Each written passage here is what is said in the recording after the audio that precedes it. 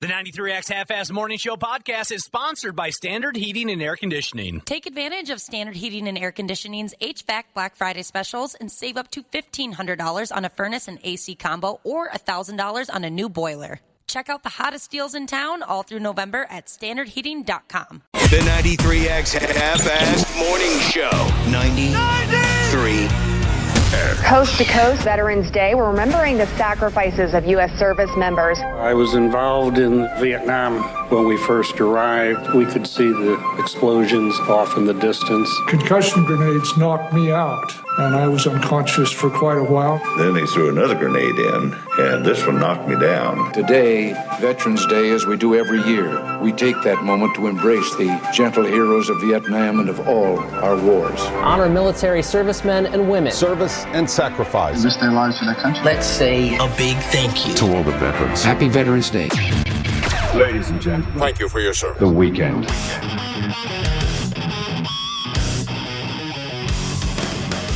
Veterans Day tomorrow. Well, damn, I got to make a couple of phone calls. That's one of the things. I was looking at a list of different things you can do on Veterans Day if you're a civilian like the rest, like many of us, and reaching out to someone you know who's served is part of that. I got to call a couple of old-timers. That'll be a hell of a deal. A couple of old vets. I'd like to give them a call on Veterans Day. One of them's my dad. So that ought to be interesting. Do you guys know this type of old-timer? My dad's one of them. Where when you give them a phone call, what's fun for me is to listen in to how long it takes them to actually say hello after they've picked up the receiver. Do you know what I'm saying? Yeah. My old man's one of those guys. There's a couple other old boys. All of them veterans, on a side note. So they must have home phones. Yes. Yeah, the home phone. Not that they don't bother with the cellular devices. My dad's one of those guys where you'll hear the receiver pick up, click, clunk, and then it's 1,000, 2 1,000, 3 1,000, maybe even 4 or 5 1,000s before he gets to a hello. See, I'm the opposite of my mom because when we say goodbye, I don't hang up. I listen, see how long it takes her to figure out how to hang her phone up. If I did that, I'd be on the phone all day with my mom. To the point where I can hear her talking to my dad in the background and still not able to hit end call on the phone. Are you just waiting for them to talk trash about you? I have worried about that too sometimes. Oh, God, this kid's he's up to no good again. We really effed this one up. That's the other side of it, right, is the amount of time it takes them to then physically hang up the phone when the call is over. But anyway, happy Veterans Day tomorrow to everybody. We got lots to do today. Oh, man. Lots to do today. Fridays are busy, aren't they? Mm-hmm. Yep. Every Friday morning we talk get to it. Yeah, we do. We get to this, we get to that. Every Friday morning we talk to Vikings long snapper guy Andrew DePaola. We toss a listener on the radio to make Purple Pick'em predictions. Brought to you by the next generation 10G network only from Xfinity. And we host a dad fight. Randy Shaver and Brad Ryder's little trivia battle. That whole disaster, all of it begins at 7:30 this morning. Till then, we'll just F off a little bit, I guess. I feel like effing off. Today is our Friday. Yeah. Killer Jesus text. I think it was Killer Jesus who texted in earlier. He's bragging a little bit, or maybe I think it was Killer Jesus. He's bragging a little bit about it being his Friday too.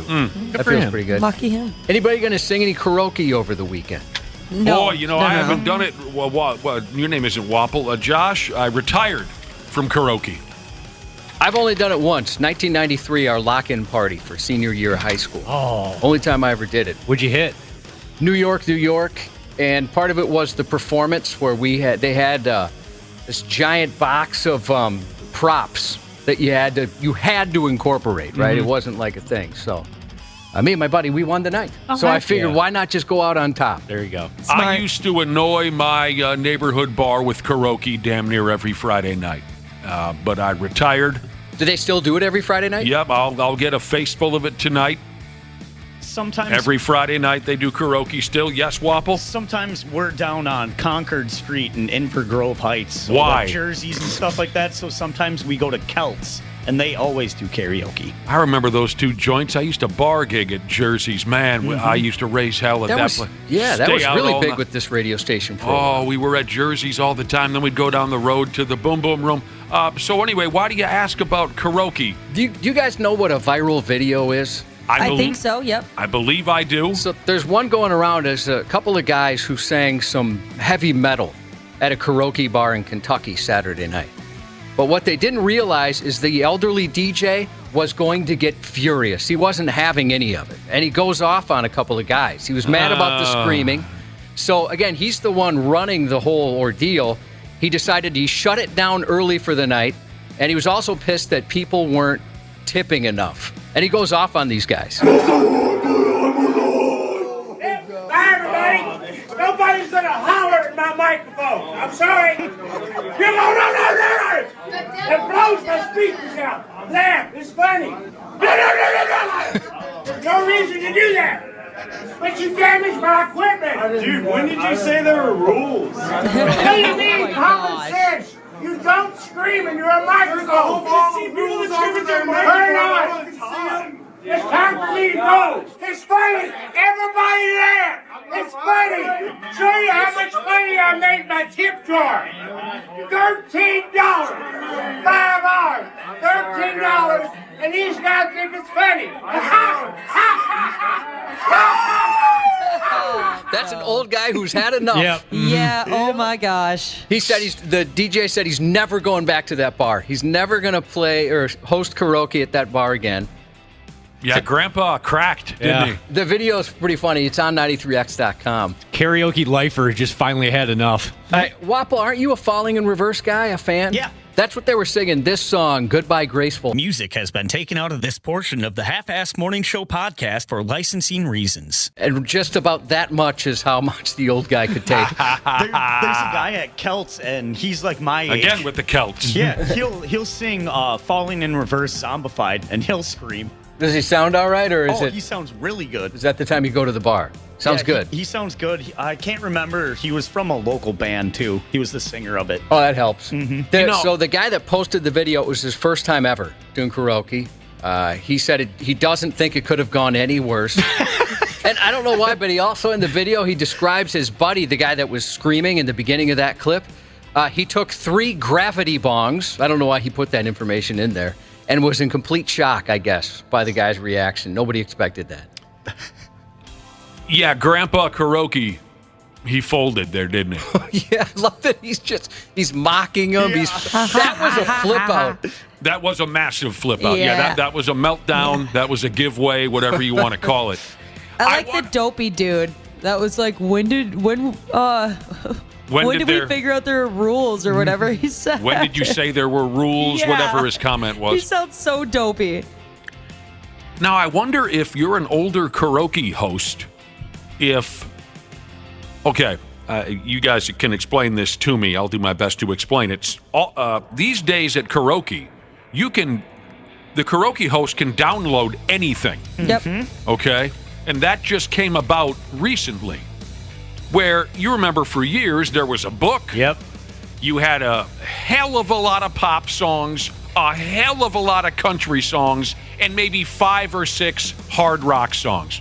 Rock You Like a Hurricane, Pour Some Sugar on Me, Rock and Roll All Night, You Shook Me All Night Long, and that was pretty much it, right? Now that they have this, whatever the concept is, where you can download, or whatever the term is, any friggin' song.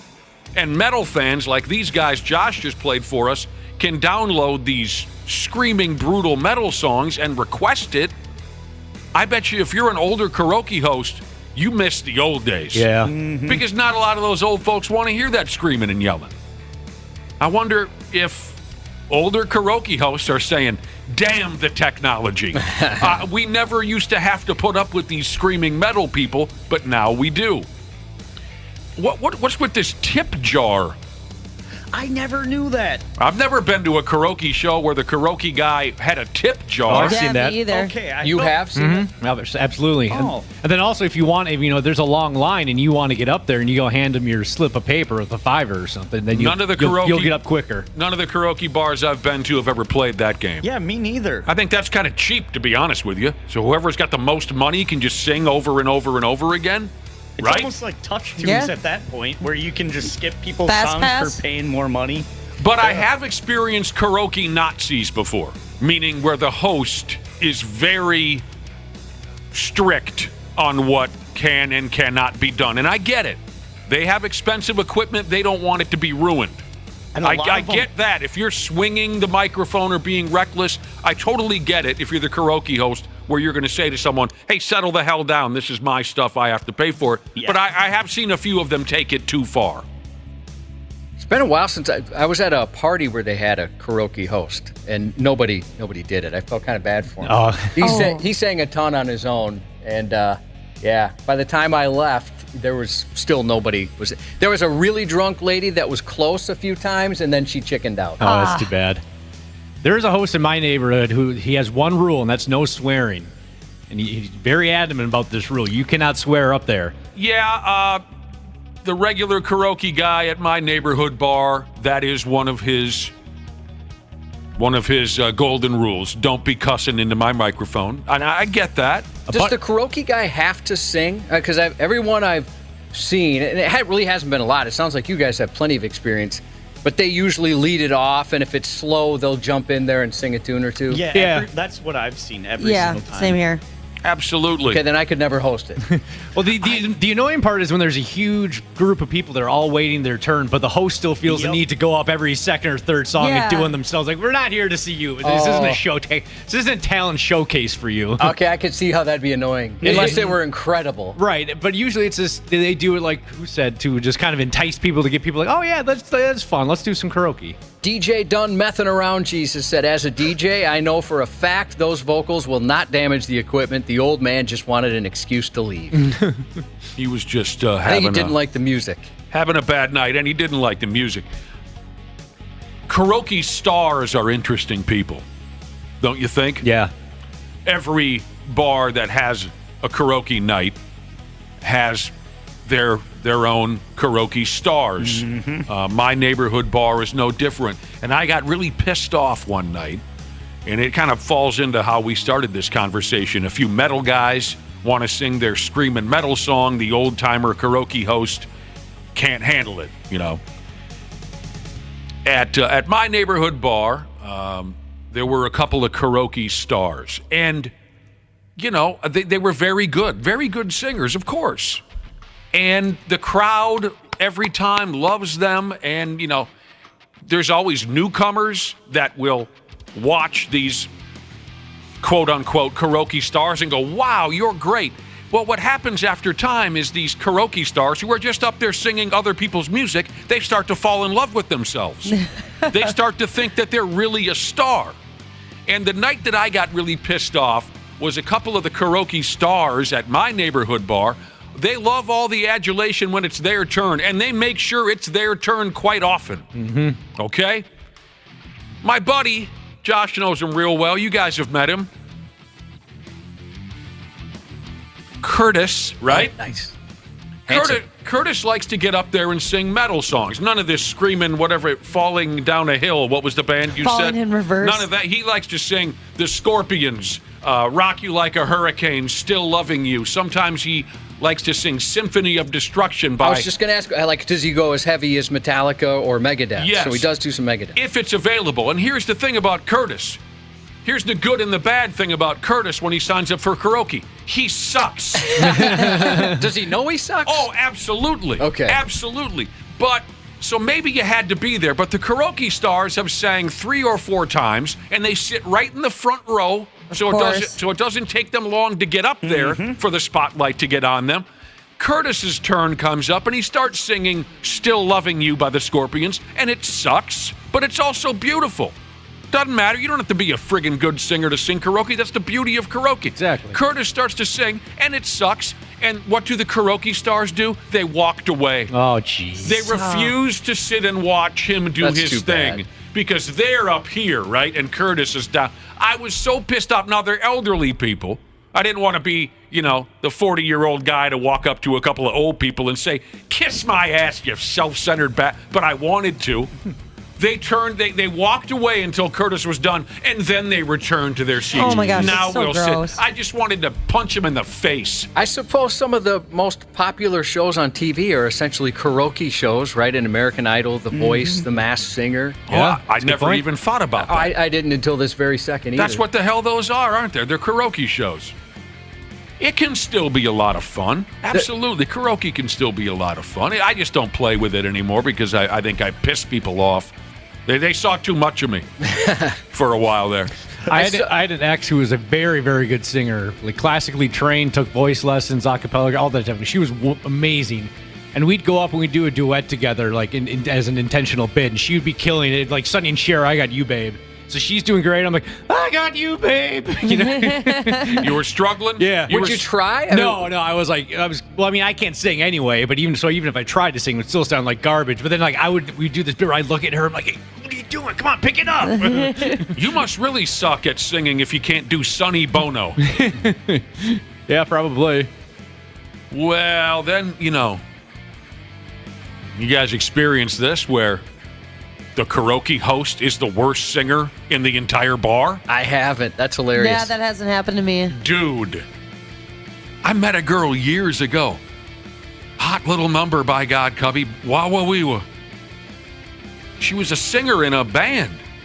A backup singer, actually. Backup singer in a local band. And the night that I met her, she tells me this, she's a backup singer in a local band, and I even looked up their website, and there she was. Oh, she wasn't kidding. And, big production, too. This wasn't, your dopey average cover band. They put on a big production. They had a horn section and everything. It was a big deal. Dude. So, wow, she must really be able to sing. And she even told me, hey, if you want to see me again, I host karaoke night at a bar. Come on down. And I said, yeah, I'll make it down there. And so I did. And she tells me she's a backup singer in a band. She's on a website, big production, talented group of people. I went to see her on karaoke night, took my seat, and it was like Josh was describing. No one was really signing up yet, so she was forced to sing a few songs, and God dang, it was terrible. Do you think she had a bad night, or is she just a bad singer? I watched her sing 7-8 songs. I'd never been to this bar before. Oh, no. I came real close to walking up to the owner and saying, get her out of here. This is terrible. But she's from a local band, I never went to see the band. Maybe I should have. Yeah, that's where you messed up. She was very, very, very good looking. So there was the possibility that in this local band, they just turned her microphone and let her jiggle. You know what I mean? Yeah. I didn't finish that set. They just turned her microphone off and just liked the way she looked up there, and she never knew that her microphone was off. That's possible, I guess. Boy, if I was going to host karaoke, I'd cheat. I'd bring some auto-tune up there for sure. They do have auto-tune karaoke. Are you serious? Mm-hmm. That doesn't seem right. They also have full band karaoke, too, so you have a full band behind you. Oh, that's cool. Mm-hmm. Yeah, that's been going on for quite a while. Has it? Live karaoke. I think that's the way I heard it described. Live karaoke where you get on stage and sing with a band. Oh, I think they did that at one of our Christmas parties. They had live karaoke. Oh, yeah. Gosh. Oh, Christ, I did that. Yeah. Yeah, you did. That's right. I sang Rebel Yell by Billy and the Idols. Yeah, that was fun. Yeah, I forgot about that, Josh. The first time I did live karaoke was down in Mississippi. And this was what year is it now, 2023? This is a good over 20 years ago. And they had a live, very talented act up on stage, and that was their gimmick, live karaoke. Sign up. They said, 8 times out of 10, we'll know the song unless you go really ridiculous. And I got to sing live karaoke on stage with current NFL television host Michael Strahan. That's cool. How's he as a singer? It was so long ago. I think we did okay. We did okay. I like Michael Strahan. Was he fun to hang out with? Oh, he was a riot to hang out. It seems like it. And this was way before he got involved in television and all that. He was still a player for the New York Giants at the time, and we happened to be at an event, a Brett Favre charity event is where we met. And I hit it off that weekend with Michael Strahan and Junior Seau, God rest his soul, Junior Seau. Wow, that's cool. And, Michael Strahan and I bonded over having similar front teeth. My favorite part, I hope, is what you're about to say. When Michael told me what song we were going to sing. Yeah, so we were sitting there and we realized, oh, this is live karaoke. You can get up on stage and sing. And so I said to Michael, do you want to go up there and sing a song? And Michael Strahan said, I'll think Twist and Thout. Because he has that slight... He's got the list. Yeah. And I said, Twist and Thout sounds good to me. Let's do it. So we're shake it up, baby, now. That kind of a thing. I like that song. This is interesting. From the Brotherhood, karaoke in Japanese means empty orchestra. I had never heard that before. Hey, you know what? Nobody has yelled at us for not saying karaoke. Oh, stop it with that. I get yelled at that for some time. It sounds too fancy. I don't think I can pull it off. Don't let people yell at you for that, Josh. Ashley, you're a karaoke person, aren't you? Karaoke, yep. Yeah. You held it in. Thank you. Oh, man. Yeah, I'll be getting an earful of that tonight. At least for a little while. Man, oh, man. What else is going on today? Did I cover everything? We covered everything. Yeah. Anyone got big things this weekend? Nope. Not at all, which makes it a pretty good weekend. Yeah, I'm pretty excited about that. Yeah, that's great. Yeah, me too. Not much going on. All right, that's the deal. Later on today, Andrew DePaola.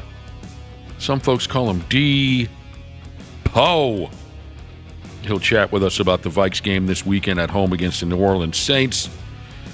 Purple Pick'em. Brought to you by the Next Generation 10G network, only from Xfinity. We'll get a listener on air to make their predictions, and then dad fights. Speaking of karaoke, I love the scene from Rush Hour 2 when Chris Tucker is singing karaoke. Yes. And he does the Michael Jackson song. What song is that again?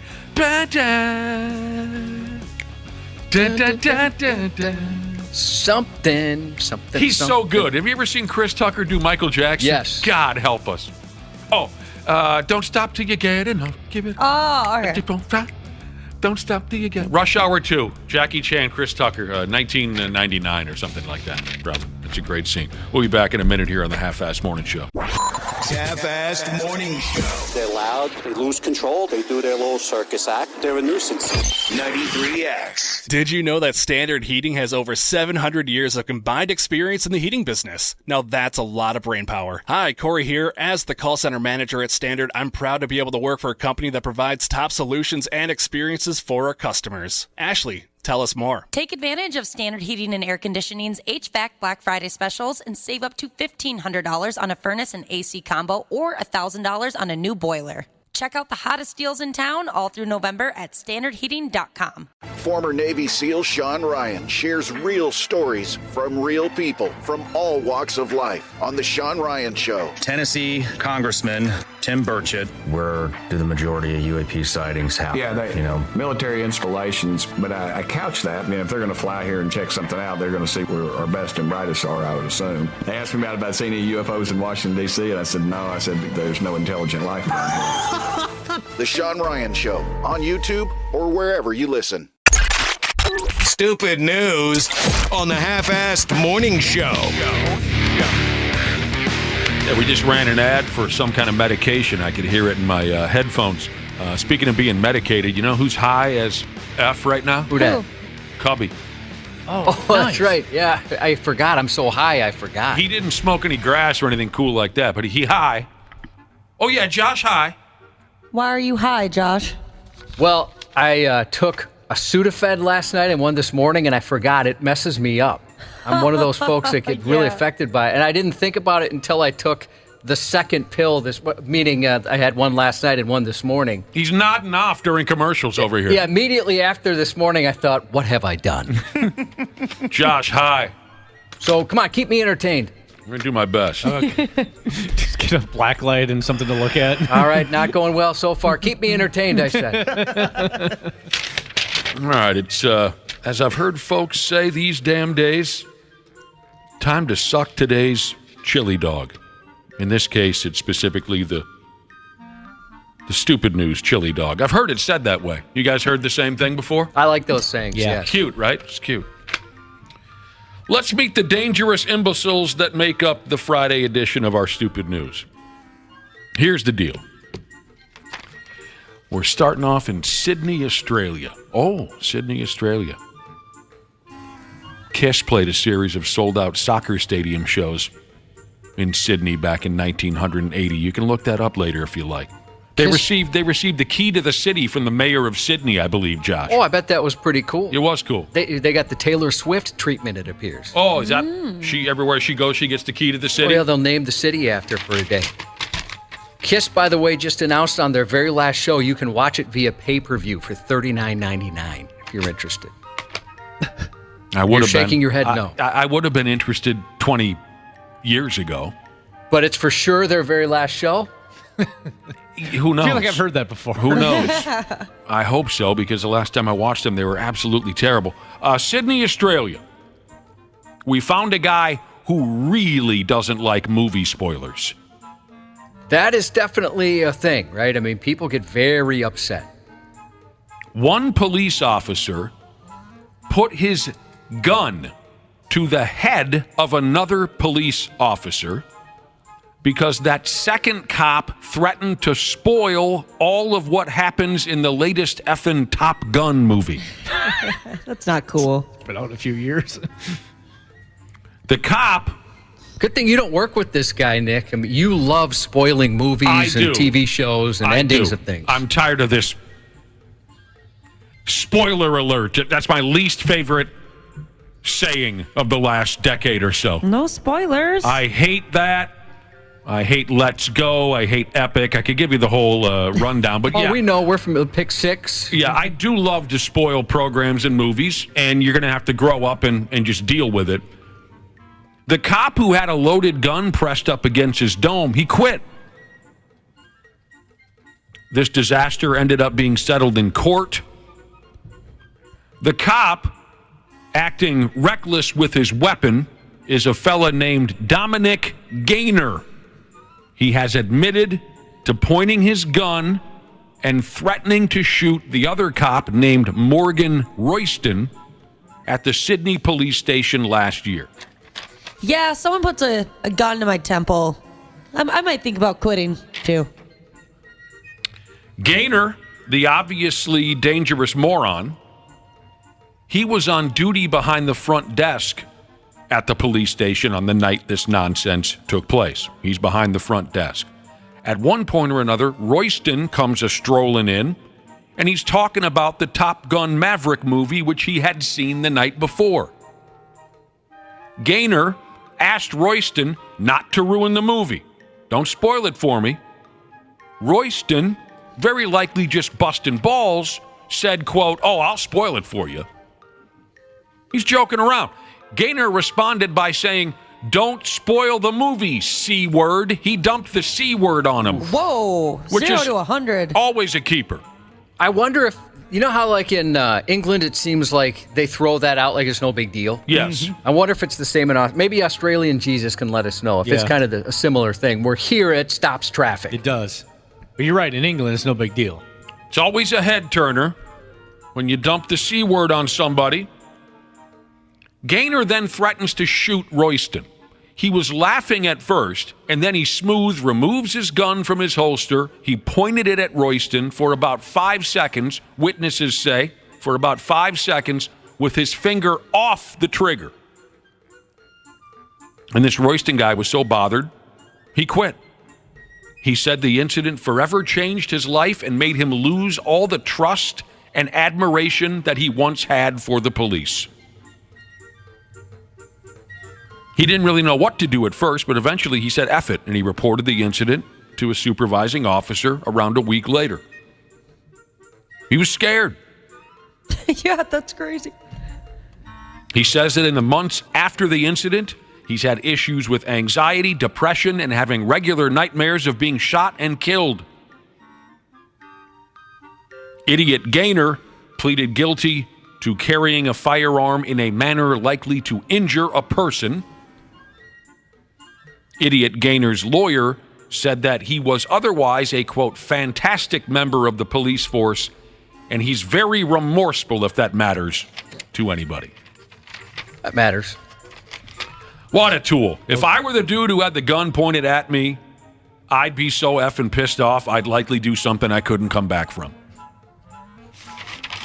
Yeah, immediately after I peed my pants, I would also like to do something. Mm-hmm. Still think my favorite spoiler story ever, though, is my buddy who, a week before the Star Wars Force Awakens came out, he's a big Star Wars fan, he found out that Han Solo died from the comment section of Pornhub. That's messed up. From Pornhub. He thought he was safe. He's not on like Deadline.com or Variety.com. Because he had sworn off all social media because he didn't want to even run the risk of hearing any type of spoiler. But he thought he was safe on Pornhub, and he finds out that Han Solo gets greased a week before the movie comes out. That's what he gets for reading the comments on Pornhub. The comments on Pornhub are pretty funny. I've never once read those. I don't even know how you get to. Do you have to scroll all the way down to get to those? I don't even know. Haven't we gone through some of those before? Yeah. I thought you guys have said that there's pretty good. I know what that means to. How should I say this? I was aware that there was a comment section on Pornhub because every once in a while an article will pop up. But I don't know where to find them. Where do you find the comments? It's right below the video. Right underneath the video, there's a little tab you click, and it says comments. You click the tab, and then it'll drop down. And there's a lot of cute jokes. Oh, there's so many about, someone's like, well, I just, did my deed. And then a bunch of other people will comment, me too, me too, me too, me too. Does it ever get political like every other comment section? No, That's not good. really. Yeah. Really? Might be the only safe place left on the internet is the Pornhub comment section. This is a safe place. See, now that'll lead to a political comment right there. Now I want to investigate. I did ask my buddy. I'm like, well, why were you looking in the comment section? Just out of curiosity. I guess he wanted to find out one of the actresses in the motion picture's name, seeing if anybody had left it in the comments. Okay. Oh, that's another new thing. At least Pornhub, they'll give you the porn star underneath too by the comments section, and then you can click that porn star and go to all of her videos. Now I'm on a mission to find some of these funny comments. Go through some. I'm on Pornhub right now. I'm looking at a video. It's a bukkake video, and I don't see where a guy makes a comment. Here's the video. There's the people perform. Why'd you pick a bukkake video? And that's the first one that popped up. Oh. There's the people committing bukkake. I don't see comment. Oh, there it is. Okay. Now I click there. Oh, okay. Okay. Right. Great. Okay. Now I know. Okay. So it was a bukkake video. All girls, just for the record. Oh, Social Anxiety Jesus sent me a Reddit thread. That's all Pornhub comments. Yeah, I'm reading some of these. Yeah, that sounds more fun. You got anything good? One person says, wait, I'm starting to think this isn't YouTube. Another person commented on a video about a woman's car broke down and she needed help. And the person wrote down, Honda part number 30102 for anyone suffering the same issue. Tapping like this is only a temporary solution. Common wear and tear on these cars past the 100,000-mile mark. You know what? I got to say, I love the car guy comments. I mean, honestly, I've learned so much from some of that stuff. They're so knowledgeable. Oh, I like this one. Somebody commented on a video and said, this sex is on fire. And somebody replied and said, I think that's called chlamydia. This guy says, I don't understand. I see a PS4 with God of War in the background. How is it possible they have time for sex? There's another one. It looks like they're having sex on a plane, and it's like, I don't think that's really a plane. They're like, there's that same tree still there. They're not moving anywhere. Yeah. Now, since I found a bukkake video, very quickly, there's one of these buzzkill types who wants to try to convince us that it's pee when it's obviously not. But I was testing to see if it would get political. And there's only 7 comments on this video, and they never turned it political. But I bet we could quite easily find someone these days who would turn the comment section of a porn website into a political argument. Did collectively the 5 of us in the Brother and Sisterhood just find something that can unite the country? Like better than Dana at Mario Kart, Jesus said, nothing brings opposing political parties together like Pornhub. That's beautiful. For president. We may have found one, like you just explained, one place in America where the political dickheads aren't going to ruin the fun. Unfortunately, these videos that I keep clicking on, most of them, no one's commented at all. But I'll keep trying. This one has 123 comments. What's the subject matter that's causing so many comments? This one with 123, it's a MILF video. Oh, MILF. those are popular, right? Definitely. All right. I don't know why I'm clicking on, but I'll look it up. I'll appreciate the heads up. I never knew how to become part of the Pornhub comments. For whatever reason, my phone is frozen now, and when I'm clicking on comments, nothing is happening. We'll get back to the stupid news. Reese Hash Brown Jesus said they've got boot hockey videos on Pornhub? No, book hockey. One last one, though. This person kind of hit on what we were talking about. He said, people are nicer on porn comment threads than on Facebook. And then the person replied, that's because we're all just recently de-stressed. True. You amateurs that masturbate to porno. You guys are ridiculous. You just watch it for the love of the art? He likes the dialogue. Storyline. Well, this is kind of interesting now, this MILF video. Some people are commenting in a foreign language. Mm-hmm. And I'm surprised that hasn't sparked some kind of a political vomiting. You know what I mean? Yeah, really. But anyway, I'll keep looking later. The sacrifices you make. I will. Here's another example of how complete numbskulls handle their business. A dude in, how do I say this again, Josh? Spain. Oh, he got himself arrested because he held his effing plumber at gunpoint. Now, why would you? He thought the plumber was asking for too much money to fix a broken water pipe, so he pointed a gun at the guy. That's how you do it, right? Yeah. Man.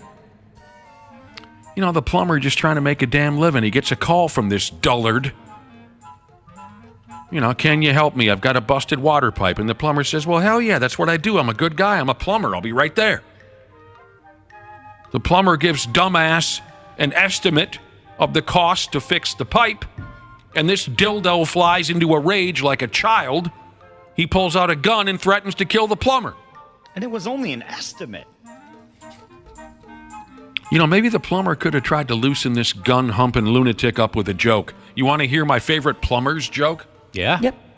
A plumber woke up in the morning, Josh, and he cuts loose a turd into his toilet. And after he was all done, he stands up, he turns around, and he says to the turd, well, see you at work.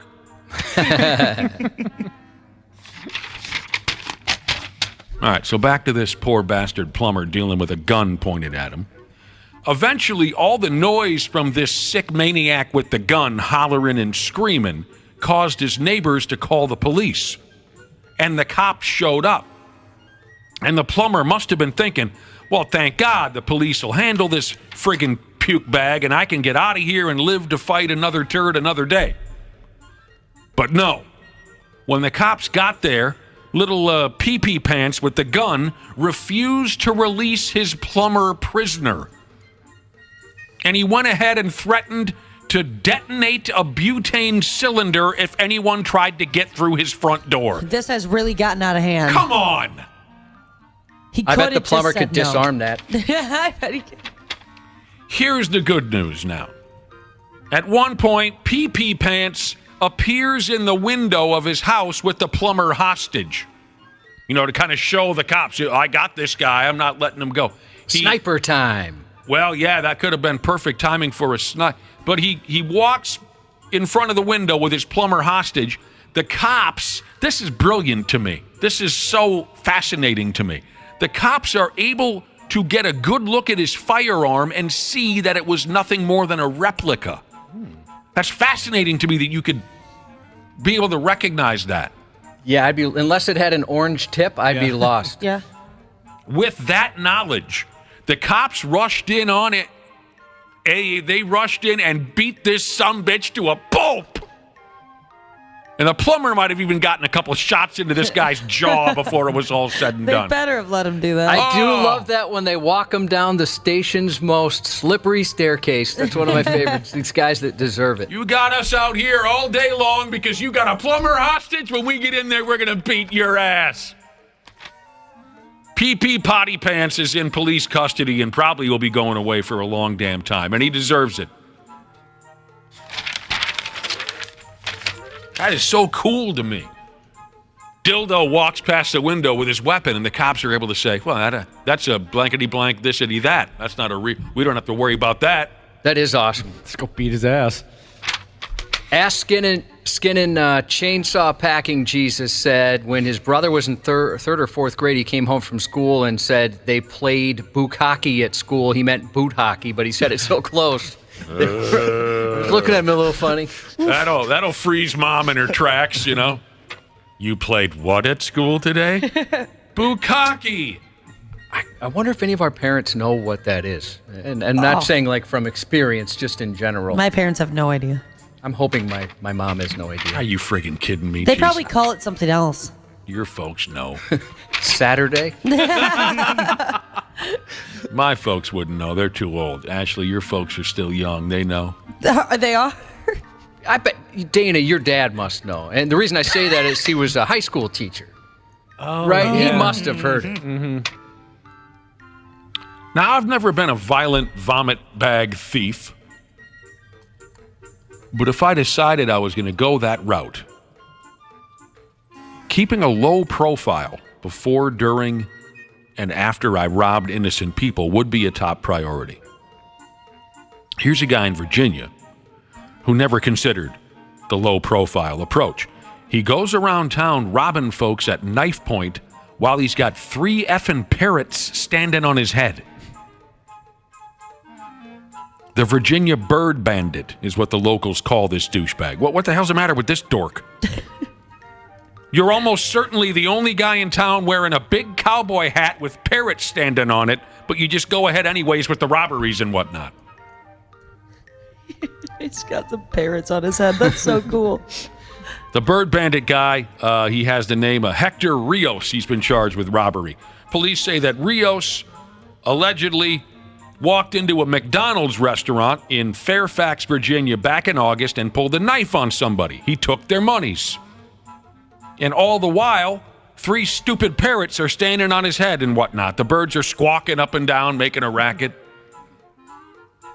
And the word is, after he robbed that person at McDonald's, he was wandering around a convenience store in town still with the parrot standing up there on top of his head, squirting parrot turds onto his cowboy hat.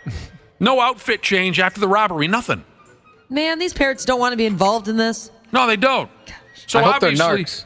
it was pretty easy once the word got out who the cops should be looking for. Guy never thought that after he robbed somebody, maybe I'll just go home and put on a baseball cap. No, he goes over to the convenience store still with the birds on his head. That would just be that's so crazy. I can't imagine being robbed by somebody like that. I don't know. I think it'd be fun. I think at first I'd be like, okay, you can have my phone and wallet as long as the parrots like say some funny swear words. Yeah, can I get a picture of you first? So long, sucker. I'm guessing the local Humane Society in that neighborhood has 3 parrots available for adoption at this point. Overworked, underpaid Jesus said his mother-in-law didn't know what bukkake was and Googled it on her work phone. Spoiler alert, it's a dirty sex act. All right, then. This text says, have you guys ever been tased or maced? I have when I was in the military training, and you could have called me pee-pee pants. Yeah, I've been both. And the mace, for me at least, was way worse. Why did someone ask if we've been... Because they were pee-pee pants, they said, in one or both of those incidents. keep a close eye on your doctor. Some of them aren't all there. Here's a place I've never heard of, too, but I'm going to go ahead anyway. A place called Nagpur. Anyone here ever been to Nagpur? No. Nope. What was it like? Beautiful. Everyone said no. You've never been to Nagpur? Nope. A doctor in Nagpur must be a pretty high-maintenance fella, because he walked out on an operation halfway through because nobody brought him his tea. That reminds me of, not obviously as important as being in the middle of an operation, but of an incident here at work many, many years ago, Nick, you may remember, where a gentleman was upset that no one offered him anything from the snack machine. Were you working here at that time, Wapple? Yeah. Were you the guy, or was it Ross? No, it was Ross. Okay. So, I know you don't like the name, but Ross was, he would ask everybody every day before he went to the lunchroom, does anybody want anything? Yeah. And this guy would say no every single time. Every single solitary time for a good 2 years. Yeah, for years he would say no. And so one day he didn't ask. And Ross came back and provided everybody with their orders. And the guy was so mad he wasn't asked. And he ran the board, right? What Wapple is doing. That's pretty important around here. And threw his headphones off and decided to go get himself a Snickers or whatever it was. Oh my gosh, what a drama queen. It was such a temper I couldn't stop laughing. I couldn't believe a grown man was acting this way over a candy bar. I mean, you could get one in a few minutes or ask somebody else to grab you one. Oh, I would have loved to see Ross's reaction. I'm so glad you were here for that, Wapple. Yeah. Friggin' pathetic. That's where they base the Snickers commercials off of now. The blow up? Yeah. I couldn't believe that was real life. I'm a little child. I'm just going to leave. High maintenance. This guy, this doctor, he drinks tea apparently during operations. He expected someone to bring him his tea. It never showed up. So his little bitch ass walked on out. Now, this is confusing to me. Is this accurate? It's right here. I'm not making this up. In the story, it says he was giving women vasectomies. Women are getting vasectomies. Wait, what? Doesn't it? Josh has the story, I'm sure. Yeah, I was wondering if that was like something lost in translation. I don't know. Yeah, he was giving women vasectomies on that day. I didn't know women were signing up for that. The doctor goes, he goes by the name of Tarang Balavi. He wanted his damn tea, Cubby, and it didn't happen. So he gone. There were women everywhere at the hospital waiting to get vasectomies. Now they're going to have unwanted babies. With all the ejaculation they'll be doing? Yeah. The hospital had to pull some other doctor out of bed to come finish the jobs. An investigation is underway. It is. Boy, I'm glad I don't have that kind of temper. I mean, you're your own worst enemy. Someone involved in this nonsense said this is a very serious matter. If doctors are leaving operations for the sake of tea, then action should be taken against such doctors. Yadode.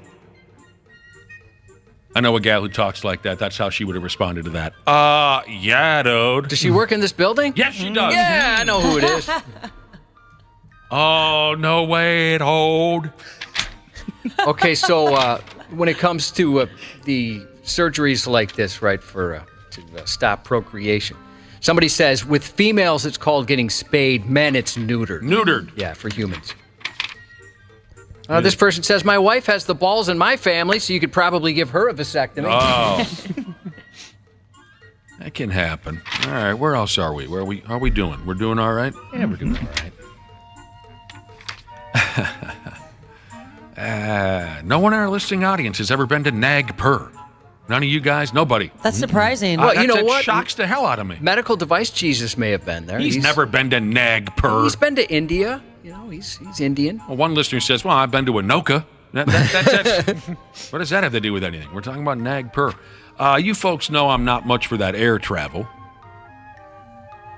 Speaking of, I just looked it up. It would take 1 day and 2 hours to fly from Minneapolis to Nagpur. Nagpur.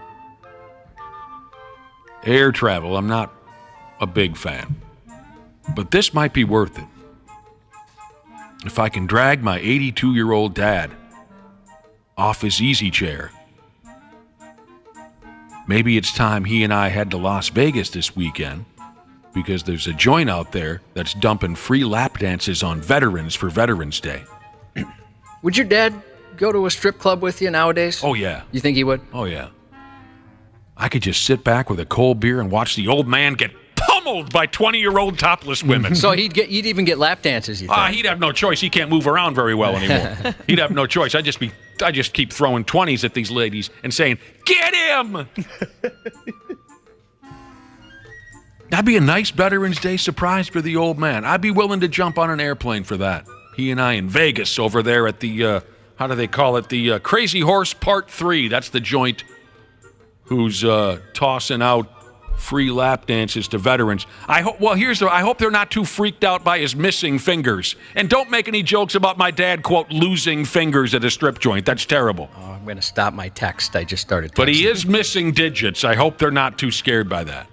You know, there's so much talk about inflation, right? Everything's costing more. Inflation. It seems like lap dances have been $20 for decades, doesn't it? Like they've always been the same price. Get a lap dance for $20 and get a cake cup for $5. Is that the only place that's fiscally responsible anymore? The strip club? I guess so. What's changed, Josh? And being the straight-laced cat that you are, you're probably not aware of this. Sure, lap dances have been the same price for the last 25 years, but the beer price has gone from $5 to $17.50. Right. That's where they get you. Yeah, they definitely have the reputation of it's an expensive place to drink. The first time we ever went to Deja Vu, there was a friend of mine's older brother told us how to do it, right? And we were so interested in what to do, and he had this knowledge that he was sharing with us. And he's telling us everything, and one thing he said is, you want to order a Sprite so the ice melts and nobody will be able to tell. So and don't drink it because it costs so much to get another one. Oh, yeah. And what do you suppose the Sprite was in 1995? I think it was like $5. Right. Yeah. Isn't that something? That's nothing now. Like you said. It's funny, the first time me and my pals ever walked into a boom boom room as legal drinkers, we didn't even make it in the front door. They already had some stacked beer tub gal, gorgeous, waiting on us. So my buddy walks up and he looks to his left and right and counts how many dudes we had with us, and he goes, "Yeah, we'll take 6 Budweisers." And the gal grabs the 6 beers and cracks them open and says something like, "That'll be $77." And my buddy who was doing the buying, he literally went laughed his ass off. We all thought it was a joke. And he said $77 for 6 Budweiser. That was our rude awakening to how different that scene was than your neighborhood bar. What does that compare to, like, going to a ball game? What's a beer? I mean, I know a pop's really expensive. It's the same. Same? Yeah. Ball game, boom boom room, about the same. Maybe a couple more bucks at the boom boom. But yeah, it's $14, $15, $16 now. Yeah, I think if you get like a 20-ounce Coke or whatever, it was $4 or $5 last time I went to a Twins game. I can't remember exactly, but I remember it was up there. And then you tip on top of it. It's a hell of a deal. So Nagpur. Yes. Whole Frog Protection Jesus said he gets nagged once per night minimum. 1 nag per night. Nagpur. Yeah, that's what they're doing at, what did I say the joint was? Crazy Horse Part 3, topless joint in Vegas. Free lap dances to current and former military members. And like Josh just said, lap dances are normally $20 a push, so that's a hell of a deal if you're,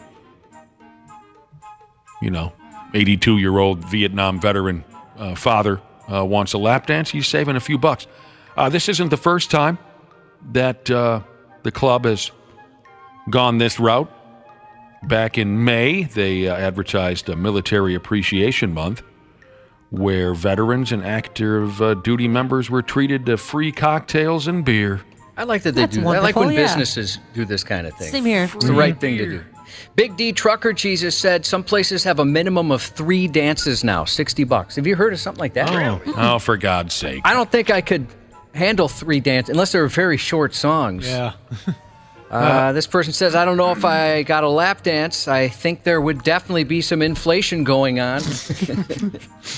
Now, did everyone have that friend when you first started hitting the Jiggle Shack that didn't realize it's $20 for a lap dance, meaning $20 per song? Yeah. No. You had a friend like that didn't know? And I also had a friend that didn't realize that. That was a buffet? Yeah, the difference between like getting them at the chairs like right there and then going up into the upper deck in one of those little private bedrooms, didn't realize that would cost more. He walks out and he looks white as a ghost because he owed that woman more money than he had in his checking account. Oh, no. That's such a bad feeling. Did they take credit cards?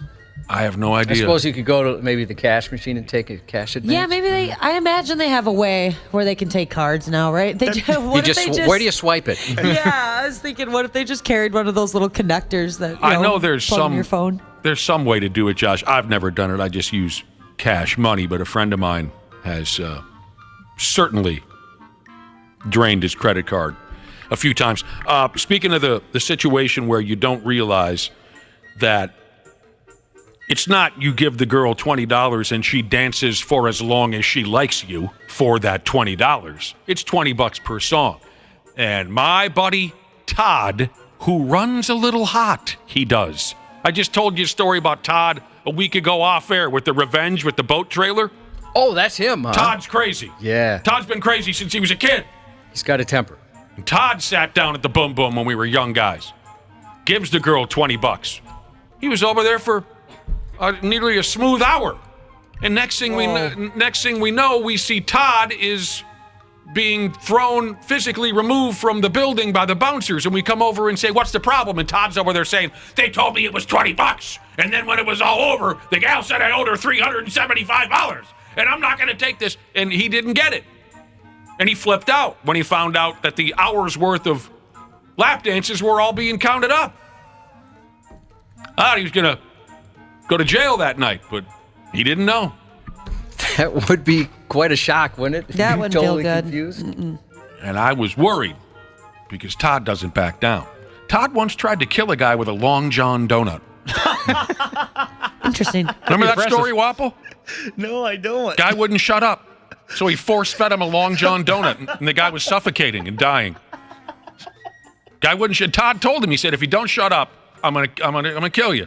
There's worse ways to die. And the guy kept talking, and all Todd had in his with him was a Long John donut, and he stuffed it down the guy's throat, and they had to pull him off of the. Todd's crazy. This guy sounds awesome. He is awesome. Todd can kill you many ways. Many ways. Yeah, stay on his good side, though.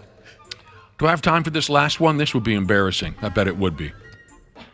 In Scotland, some schmuck at a symphony concert, with the violins and the cellos and the trumpets and the French horns, that kind of a deal. You following where I'm going with this? Yeah. Mm-hmm. The oboes, the sousaphones. Sure. Sousaphones. Dude accidentally caused the evacuation of the entire concert hall, smack dab in the middle of the show, because of an innocent accident that I could absolutely see myself pulling off. Fire crews and every damn thing were called to the scene. It was a terrible mess. Here's what the dude did.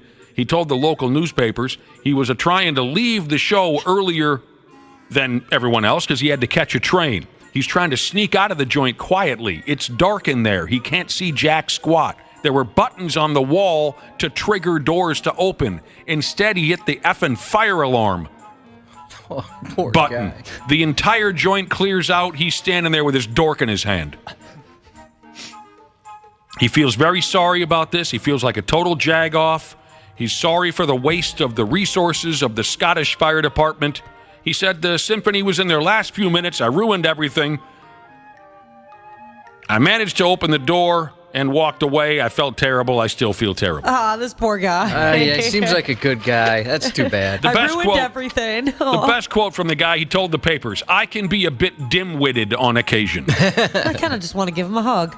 But after the cops and fire department realized that the building was safe, they invited everyone back in. The symphony finished whatever dopey song they were in the middle of. Dude says he's never going back. He can't show his face in the joint ever again. He also plans to make a donation to the orchestra because he feels like such a jackass. The way he's handled this situation seems like something you would do, Josh. If you did something like that, you'd be like, gosh, now I got to make a donation. I can't ever go there again. I can't even go to that street that it's on. I think I would cut my neck with a violin bow. Right there, I just slit it. You would buy new instruments for the orchestra, I bet you I would want to feel do so something bad. like that. Yeah, buy everybody tickets to the next show. You know John Lennon? I've heard of him. Mm-hmm. John Lennon said, give me a tuber. I'll get you something out of it. What movie? 651-989-9393. Sports on the 93X Half-Assed Morning Show. Only Hawks fans know where the... You like this? Remix. What the hell? You got a computer Only meltdown Hawks problem. fans know where the real action is. Only Hawks fans know what they really want to see. And only Hawks fans know just where to get it. The all-new NBA in-season tournament. Join in and wake up your wild side. Hot 5-on-5 action. I think our computer got too turned on. Yeah. That's a sexy video. Is that up on 93x.com? Yes, it is. This video makes me uncomfortable. You shouldn't be uncomfortable. It's sexy. It's natural. The Atlanta Hawks have a sexy mascot like that. I don't know if all NBA teams are being asked to do this, but the Atlanta Hawks, attempting to push this in-season tournament gimmick, made a OnlyFans sexy video starring their mascot, Harry the Hawk. Oh. And he's very provocative, and I think you'll enjoy it. Check it out on our website. I like the hot 5-on-5 action line. It's a great way to close that out. Hot 5-on-5 action in the NBA in season 2. Rich Wrenches Jesus was the first to answer my what movie question. You know John Lennon? He said, give me a tuber and I'll get something out of it for you. Rich and Wrenches was the first to answer correctly. The Departed. Nice work. But plenty of folks texted in. But he was the first. Josh, your answer is... It's a wonderful movie. I love that movie. Josh, your answer is cranberry juice. What are you drinking? Cranberry juice. What are you on your period? One of them health nuts. Health nuts. I'm going to go have a smoke. You want to smoke? You don't smoke, do you? What are you, one of those fitness freaks? Go F yourself. The Departed. It was on my television last night.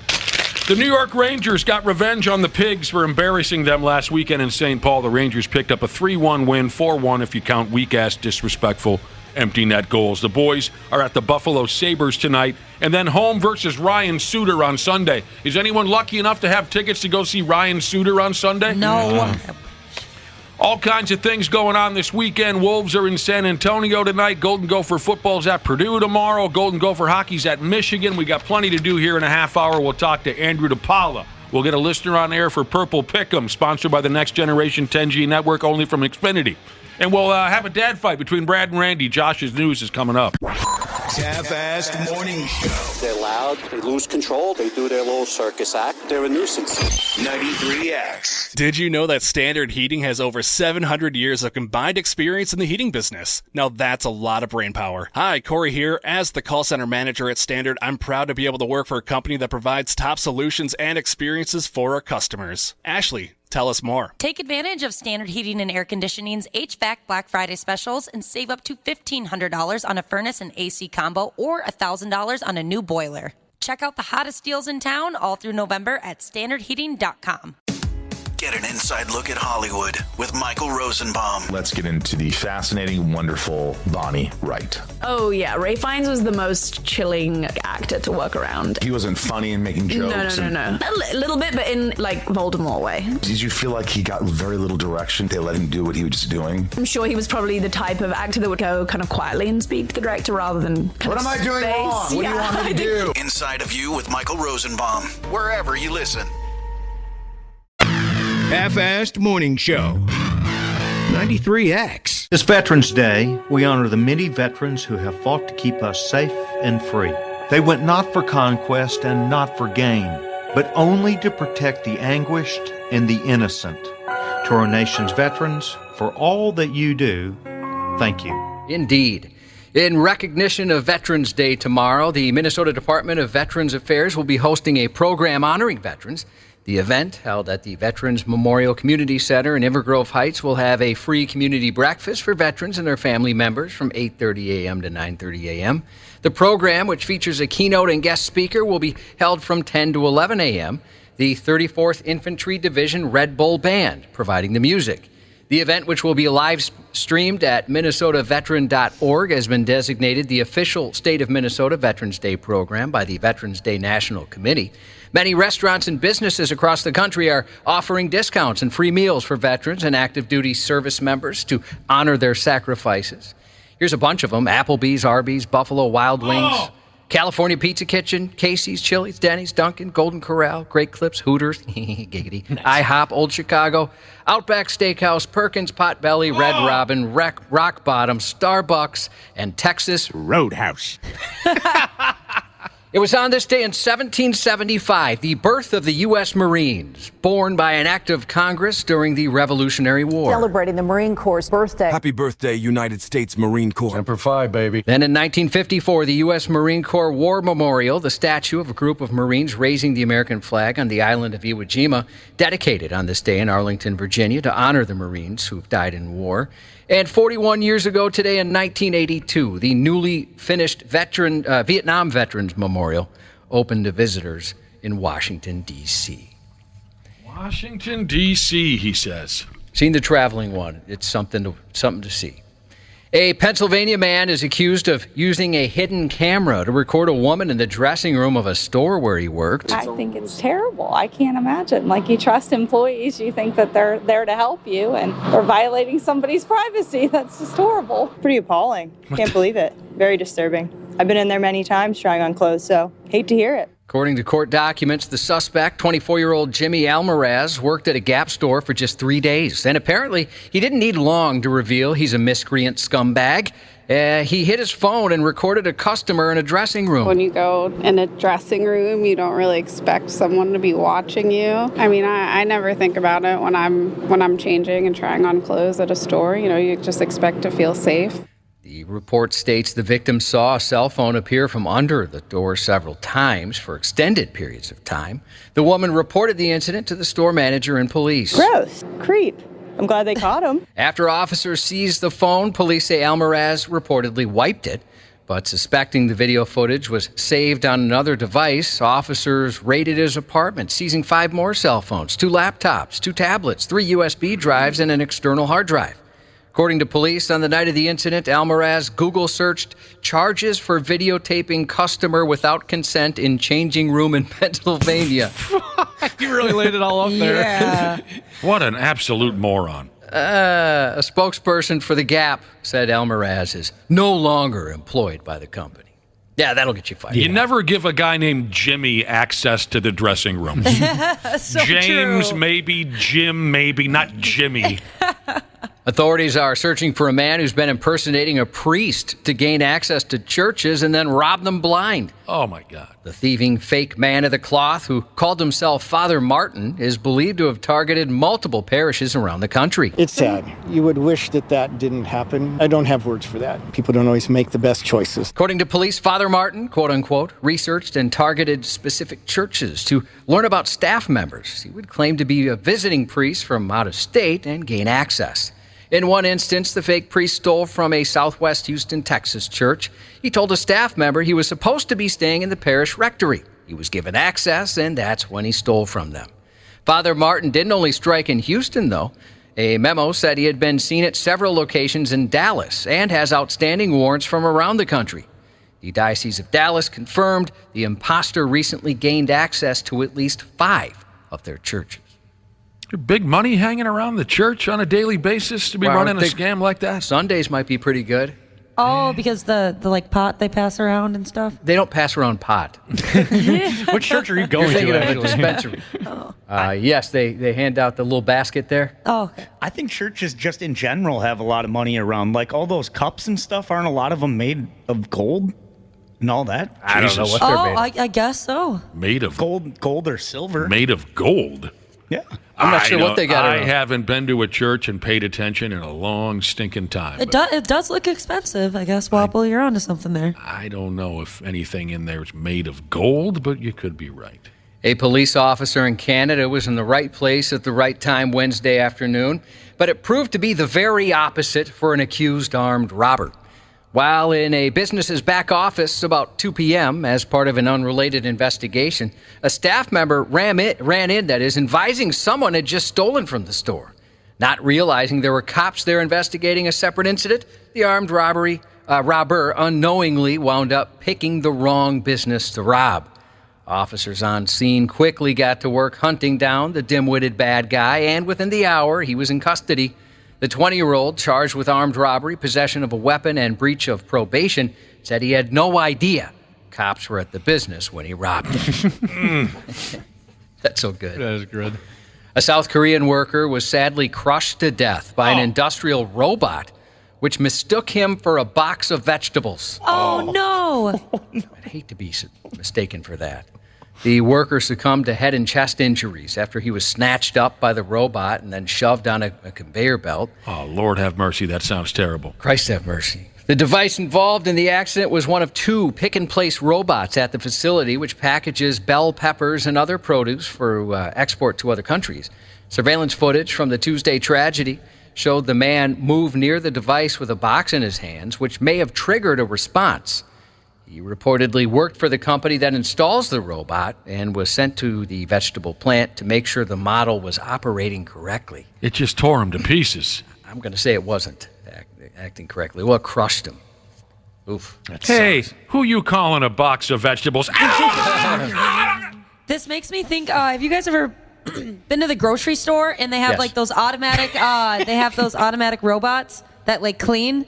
No. I mean, I've seen the little sprayers. Oh, yeah. So they're big robots. I mean, they're probably 4 by 4 feet wide and probably 4 feet tall or so. And yeah, they just go around automatically and they can tell if you're in their way. Are you talking about like what do they call that thing, a Zuba? Yeah, but it's a huge one. So wait, are you going to a grocery store in 2034 somehow? This exists right now? Yeah, and it's so funny. So it's an automatic vacuum. Yeah, but sometimes I'll go down an aisle and it'll be in the aisle and I have to like shimmy with it because it'll stop and back up because it senses me, but then it'll get in my way again, and it's so it's so fun.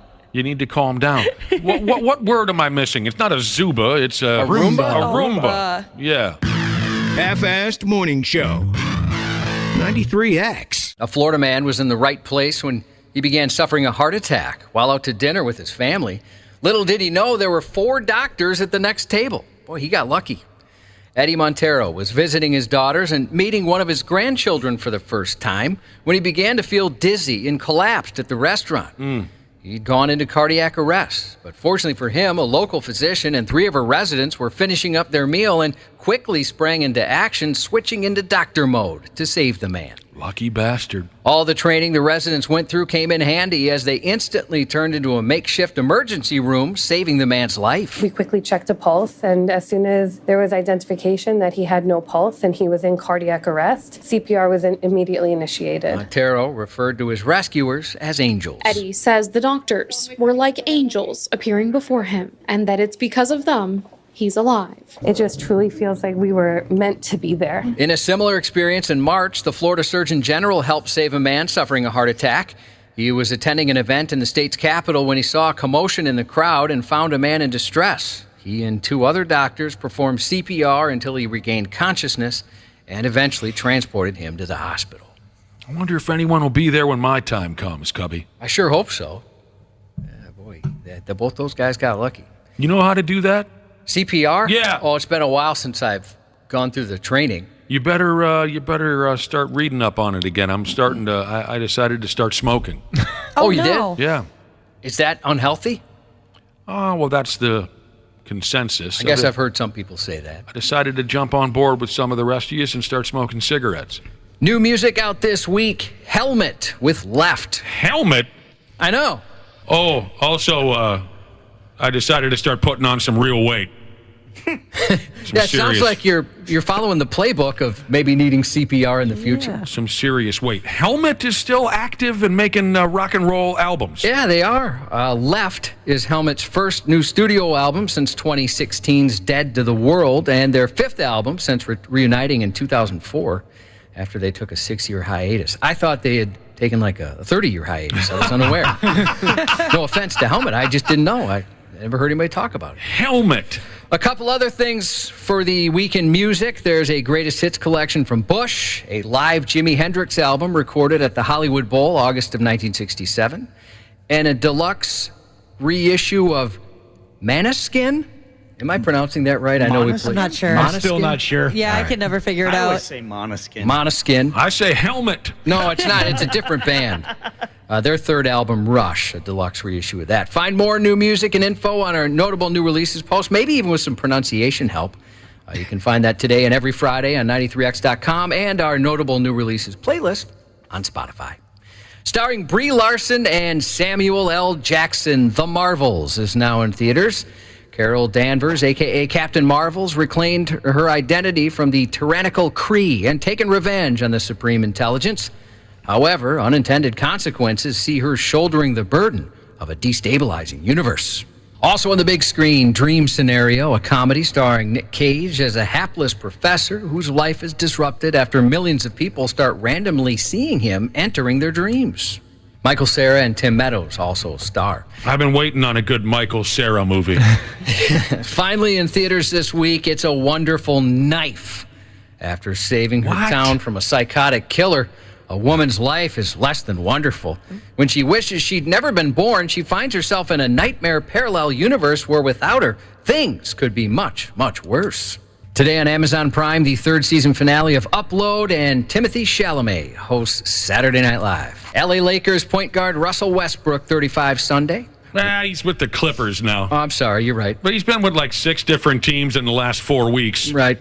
It happens. Ryan Gosling, 43 tomorrow. Legendary broadcaster Al Michaels, 79. I'm sorry, those are Sunday. Tomorrow, Leonardo DiCaprio, 49. I'd imagine you'll celebrate by blowing out the candles on a couple of birthday supermodels.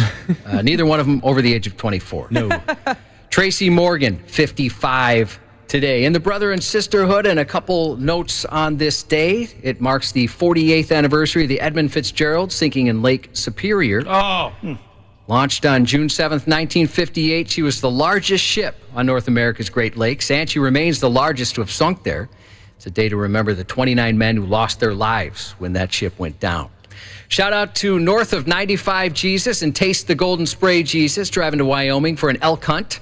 Chipman Jesus checked in to let us know Box Tossin' Jesus, and Box Tossin' Jesus is hitting 1 year sober today. Congrats. Congrats. Happy 30th to the hilarious VIP Jesus on Sunday. A regular listener and friend of the show, Ken, texted in with a 26th birthday wish to his daughter, Jordan, and third in heaven. Eddie says happy birthday to his cradle Robin wife, Sarah, turning 41 tomorrow.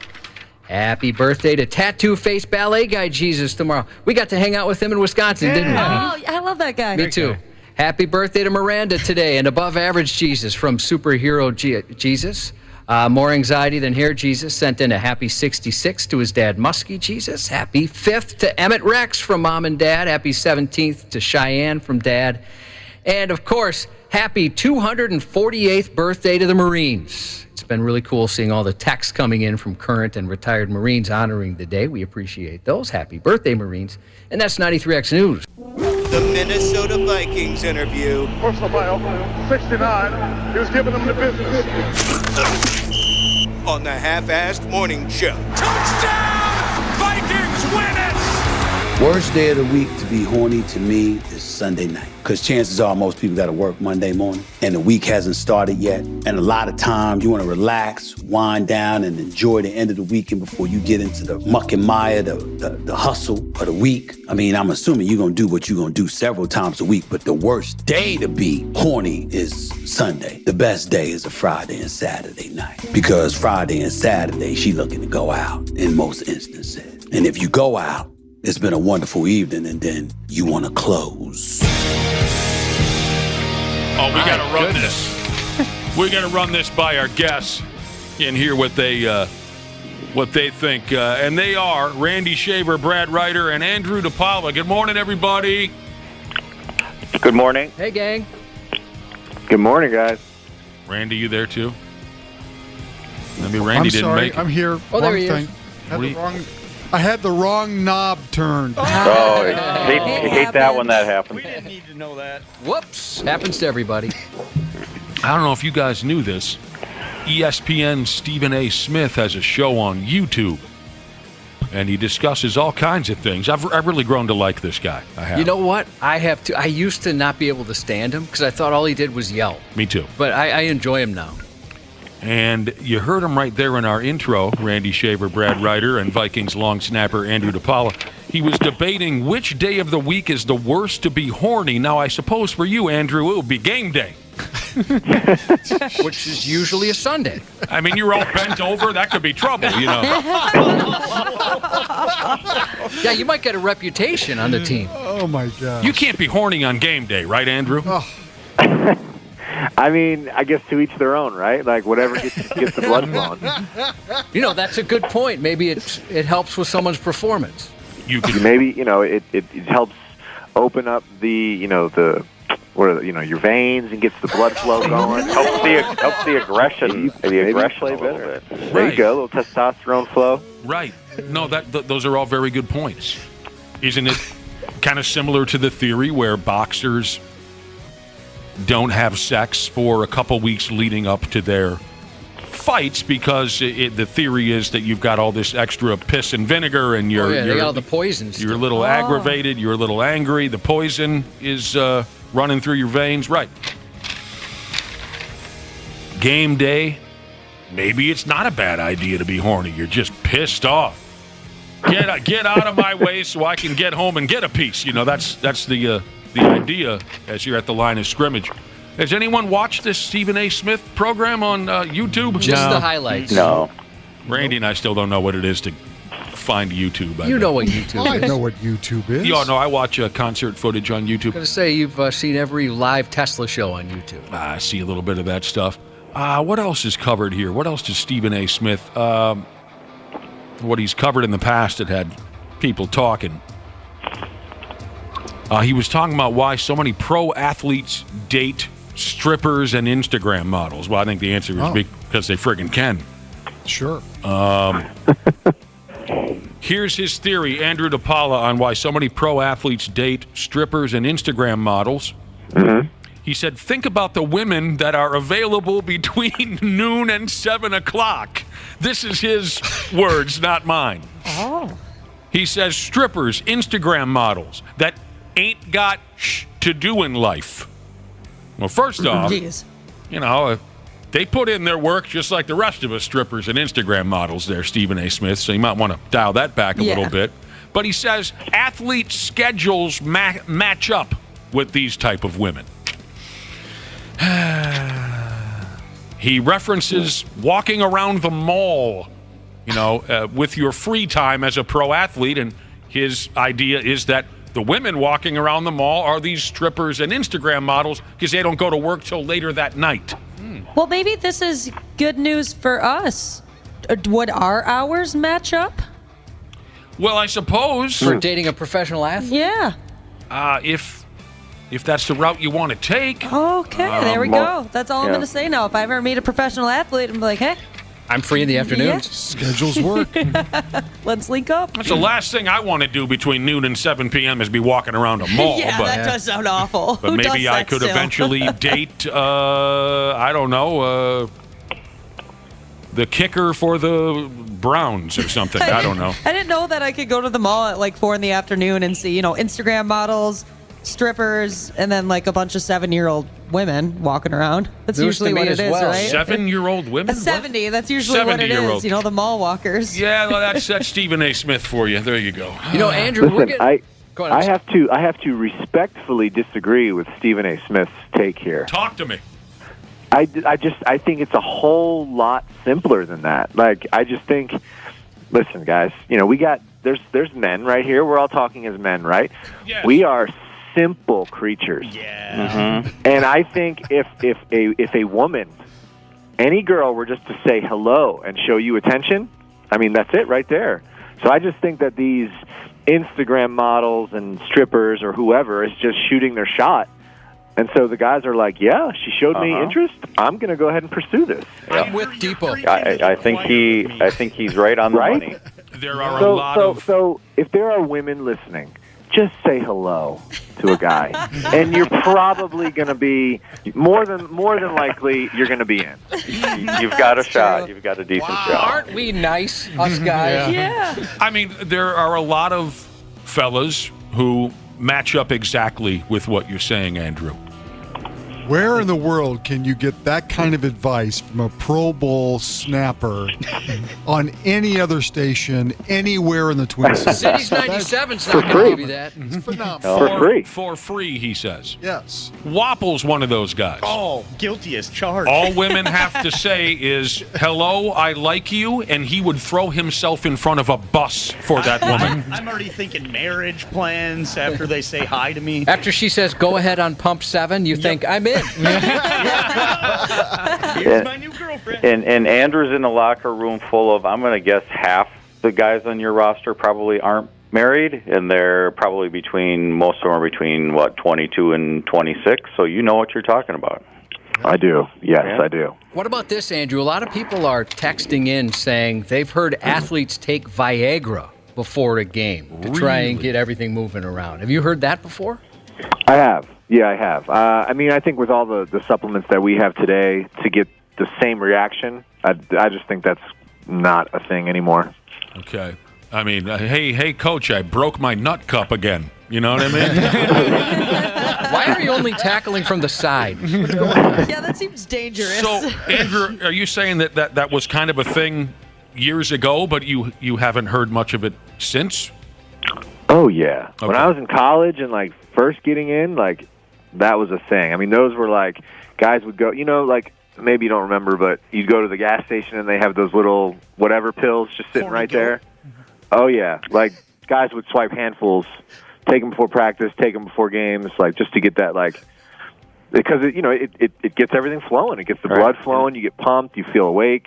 It's not on the banned substance list, so. I mean, that was definitely a thing. That sounds very dangerous to me. Yeah. So did anybody really notice a difference? There must have been, otherwise so many people wouldn't do it. Or what do you think? In performance or appearance? Pant size. I'm pretty sure guys noticed a difference when they did it. Really? Wow. Okay. That's very interesting. By the way, retired Air Force Jesus doesn't think you've ever gotten to pump 7, Wapple. It's also why a lot of guys drink coffee before games, too. Coffee, he says. Oh, that would make me sick. Drink coffee and then run around like that? Yeah, I just hope you're not wearing the white pants that game. Yeah. Hey, look who's joining us. Yeah, my buddy's back. Our buddy. Come on, he's all of our buddy now. Come on. Leaf blower guy. Yeah. Let's just give it a second. We always like to give him a few seconds to shine. Has anyone here taken a pre-workout supplement? I have, yes. yes. No. So, have you ever read the bottle? No. No. Which Okay, probably is bad. I mean, maybe, I don't know if they say them now because all our stuff is so regulated, but I remember back in the day when I was in college, the bottle would say if you had an erection that lasted longer than 4 hours, you needed to go to the hospital. Huh. That'd be from terrifying. taking the supplement. Because there was Viagra in there somewheres? I think they all had the same kind of key thing that just increased blood flow. Yeah. And, I mean, I don't think they were worried about which area it increased blood flow to. It was just let's get the blood flow going. So you read the bottles on some of these supplements, and there was a boner warning. I may have had a friend in college that had a pre-workout supplement and got a little worried about the side effects. Oh, God dang. I'll tell you what, this is intriguing inside industry stuff that I never expected to hear. Yeah, no kidding. I appreciate all the information. If leaf blower guy is listening, he's getting a little excited. I don't know if I've had 4 hours cumulatively over 48 years of life. I can't imagine in one sitting. Josh, give yourself a little bit more credit than that. 4 hours? That's a long time. That's a long time. We're talking a lifetime. I know. I know what I'm saying. He did not stutter. Josh always tries to downplay is how you see it. He always tries to downplay his pimphood. And you're trying to avoid that nickname that folks hung on you a few years ago. Well, because it's not true. A few years ago? Some folks around town here started calling Josh the boner machine. I am not a boner machine. And he reacts that way every time. Every time he's called a boner machine. He's just too humble to admit it, and that's what we love about him. Because he humble. That's right. All right. Have you heard the leaf blower guy, Andrew? I forget if he's been on when you've been on. I think last episode maybe we talked about him. So can you hear that through the phone now? I actually could before. I can't hear it now. Okay, it's a lot quieter now, but yeah, leaf blower guy, he makes regular appearances during Brad's segments when Brad's at work. Yeah, right. He's right outside of my window. You guys were saying you knew he could hear because he would increase the sound, right? At like specific times when y'all were talking about him? Yeah, we'd ask him for a specific number of revs if he was listening, and he would provide those. So there you go. There you go. I'm telling you, I love the leaf blower guy. If you love the leaf blower guy, then stick around this morning. Stick around. We're going to pay tribute to him today, aren't we? That's all I'm saying. Oh, really? Okay. That's all I'm saying. Dad fights about leaf blower. Maybe. Take it easy, Brad Ryder. Take it easy. So there you go, Andrew DePaola. You want to talk about anything that's not penile related? We can do that, too. What about Pastronaut? Do you like the nickname Pastronaut that's been dumped on your new starting quarterback? Yeah, I don't see why not. I'd never heard that until, I guess it kind of came out at the same time, right? Because I didn't know that was his nickname. Yeah, we just heard it for the first time, Sunday, when you guys were playing whoever that ball club was you were playing? Okay. Who the hell was that? Atlanta. Yeah. Well, maybe the Pastronaut and DePaola should go to the mall and test the theory that Stephen A. Smith gave us. I don't think my wife would like that. The Pastronaut will be starting this Sunday. Have you guys met? I mean, we thought it was funny that, he didn't know a lot of the players' names even when he was playing on Sunday. Do you guys know? Does he know your name at this point? When he got here, I kind of went up and introduced myself, and we talked for a bit. And it was funny because during the game, that was like the joke. Like, he didn't know the names of the people he was throwing to or the people that were blocking for him. And, like, the joke on the team is like, everyone calls me Depot. And so, people are always like, man, what's the odds that guy knows your actual first name? And I was like, well, it's funny because I think I'm the only person who Josh knows my actual first name. Like everyone else, he may just know either like a nickname or a number. But like me, I was like, man, I bet you he actually knows my first name because I went up, shook his hand, we talked for a bit, and introduced myself. So there you go. Yeah, I got to make myself known. He seems like a nice guy. I bet everybody's pretty happy with his performance. Oh, yeah, he's a super nice guy. He's really awesome. And, I mean, he did a great job on Sunday, so. Heck yeah. Yeah. That was crazy. That was nuts. That was a crazy result. It was. It was. Especially, it was. When you saw how it all started. Oh, yeah. You get a safety and you think, well, here we go. Mm-hmm. Next thing you know, he's the NFC Offensive Player of the Week. It's more or less been made clear that Justin Jefferson won't be playing this weekend. Is that what I'm hearing, everybody? Yes. Yeah. Correct. Got that trick hamstring. Who here has had a hamstring injury? Never. No. No. Have you really? Oh, I bet that's bad. I mean, just a cramp back there is so painful. Because you don't need to be a professional athlete to disintegrate your own hamstring. Probably more likely, right, if you're not a professional athlete. Maybe you're right. You can accomplish a hamstring giving way on you just getting out of your chair the wrong way. So, Randy Shaver, you've got... And it's one of these things where once you tweak it, it's there until the day that you die. You can feel it, if you overextend yourself. I didn't get my hamstring injury until later in life, messing around with kids and trying to race them and that kind of thing. So that I didn't have it when I was actually quote-unquote athlete. Is that how it happened? You were messing around with the kids in the neighborhood? I was coaching football, youth football, and it was like the end of practice, and they wanted to do, we were going to do a couple of sprints back and forth just for fun, and, being stupid, jumped in there and said, yeah, let's go, and, of course, pop. That's hilarious. Did they kick you while you were down? Pretty much, yes. I was just thinking how nice it must have been for Randy not to have you as a kid on his team. You'd be laughing the whole time. You have never had any hamstring problems, Andrew DePaola, with your type of job? I mean, I have. Yeah, I have, definitely. You get little pulls, little tweaks Thankfully, nothing. I haven't had really anything too serious, but yeah, I mean, I think the amount that you're using your hamstrings, I definitely get tweaks and little pulls and things like that. You stretch like crazy beforehand, don't you? Stretching is key, yeah, but the big thing is strengthening. So in the position that you're going to be using the hamstring in, you want to strengthen in that position. That's kind of like the secret. Yeah, Andrew's just like, okay, I've strengthened, I've stretched. Now just give me a fistful of Viagra and I'm ready to go. Get this game underway. I love that, Randy, that you heard it messing around with the kids. I wish I would have been there to see that. Yeah. It was not pretty. Who here has the best story of an at-home injury? Anybody got a good at-home injury story? Well, I broke a toe, not really paying. I pace when I'm on the phone, and I wasn't really paying attention, and I hit my toe into a wall. Now, it was a new apartment I was living in, but I felt pretty stupid. Broke my pinky toe on my left foot. I've got a good one about my mom. We just talked about it not too long ago. One time she was bringing up a laundry basket from downstairs and slipped, fell backwards, and she fell down the stairs, and her head went through the wall. Oh, gosh. Oh, she put her head through the wall falling down the stairs? So you had a mom-shaped head hole for a while? Oh, yeah. My mom, she's not the best on her feet. She doesn't strike me as the most graceful lady of all time. Man, I don't know.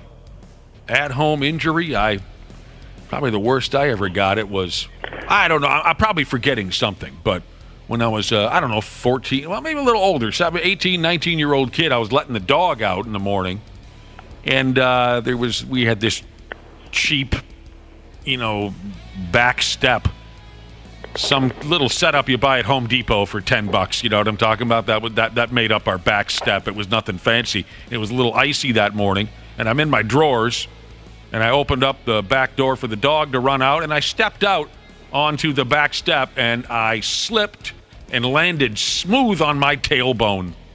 Oof. Maybe the stupidest at-home injury I ever suffered. And the dog, you guys probably experienced this. When you fall down on the floor in front of a dog, they think it's time to play. Yeah. It is weird. So there I am in my little tighty whities, laid out like a buffoon on my back step, smashed my tailbone into dust. And Megan Marie, my old Springer Spaniel, the best girl in the whole world, she thought it was time to wrestle. So there you go. New Orleans this weekend, Andrew DePaola. There's a history there with the Saints. Vikings fans get extra fired up for the Saints. So I've heard. Yeah. Yeah. And I don't blame them. No. That's how it goes. When you take on the Saints these days, Vikings fans get extra hot. So we'll be watching, and we always appreciate your company here on the program. I always appreciate being on, guys. A lot of fun. Thanks for all the hot inside info today. Yeah, we all learned something. We learned a lot today. Anytime. I dig it a lot. Andrew DePaola, thanks very much. We'll talk to you next week. All right, guys. See you. See you now. Next week, we'll talk to Andrew. By damn, we will. Well, I know you're a married man now, Nick, but yes. Pre-marriage, we could call you the astronaut. That was your expertise. Wouldn't you say? I mean, just I chased ass all over town? Plenty of it. Caught some of it, too. I wore myself out. Not just yourself, I'd imagine. That's where my hamstrings were tested. No question about it. In my dirty 30s? You were a slut. I was a whore. Let's hear some predictions, some prognostications. Who's the lucky prick today? Wapple tells me Meat Cutter Jesus, a.k.a. John from St. Louis Park, is going to join us for Purple Pick'em. Hello, John. Morning, guys. How you doing? Morning. Cripes. We're doing all right. You got any Viagra stories? Unfortunately, no. You a young guy yet, John? Yeah, I am. I don't think that's an issue yet. How old are you? I'm 28. Oh, Jesus, yeah. You got some time. Boners for days. Lucky bastard. Cutting up meat for a living, that's what you do? No, unfortunately not. I gave that gig up a long time ago. When the Jesus names were established, that's what I was doing at the time. So, not anymore. What do you do now? I work in IT. Oh, okay, cool. It's a bit of a change. Computers and such. Yeah, your favorite. Well, yeah. Well, you knew what IT stood for, or were you just saying? That was a guess. Was it really? I know nothing about computers. I hate the damn things. Good for you. Good for you. We need people. I need people like you to show me what's happening from time to time. So here's the deal. If you want to be like John and get on the program for our Purple Pick'em segment, which, by the way, is sponsored by the Next Generation 10G network only from Xfinity, you got to listen at 9 and 3. Listen for that keyword to text in. John's the lucky bastard who got his name drawn out this week. And John is responsible for a couple predictions. We need the halftime and the final score for the game this weekend. If you get one or the other right, John, you will win $1,000. If you nail them both, $100,000 and a trip to the big stinking game in February. So how do you see things playing out this weekend? All right. Well, my first half prediction will be Minnesota 10, New Orleans 14. Gotcha. And then, there's always a final. Final is going to be Minnesota 20, New Orleans 24. I think our picker last week also went against the home club. Yep. I believe you're right. Went against the home club. You were listening to that, John? Yep. All right, dude. Well, we got it all written down. Maybe you'll win that $1,000, and that would be great. Even better. That would be great. Even better, $100,000. Hell, we'd all come over to St. Louis Park and have a party with you. No, I'd rather take you all out to a Timberwolves game. To a Timberwolves game. We'll do that too. Wow. I would You know love- somebody who can get tickets. We hope that by damn when we come back to work Monday, we're talking about John and his $100,000 and a trip to the big game. Thanks. Hold me to it. Yeah. Have a great weekend. Yeah. You too. Thank you. Yeah, I don't know who the hell we'd call for those Wolves tickets. Good luck with that. Again, sponsored by the Next Generation 10G network only from Xfinity. If you're looking to get involved again, be listening 9 a.m. and 3 p.m. Maybe we'll hear your voice on the radio. We only got a couple minutes here. The Pigs got beat last night in New York City. One of my old Eskimo brothers scored for the Rangers, Blake Wheeler. I didn't know he was playing in New York City. Mm-hmm. First goal of the year.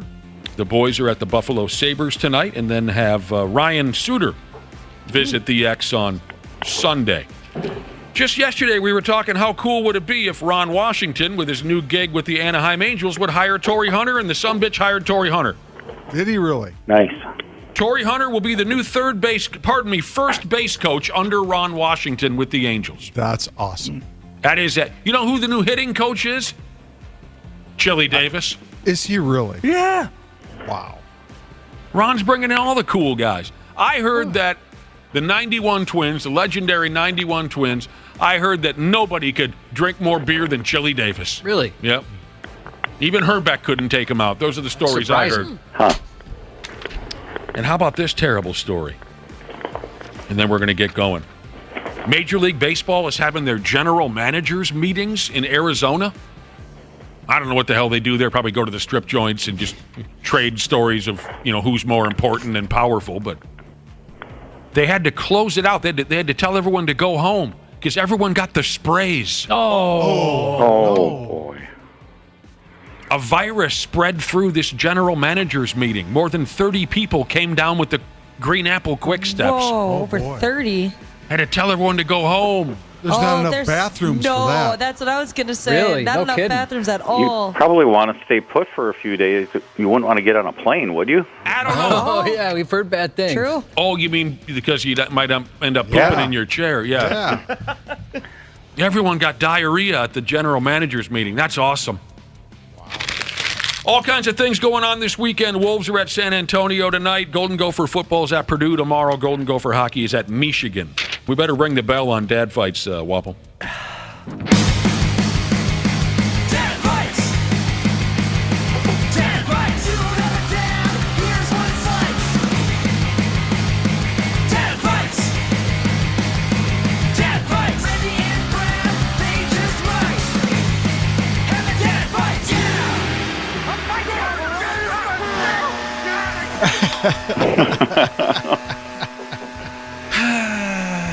Dad Fights Part 100.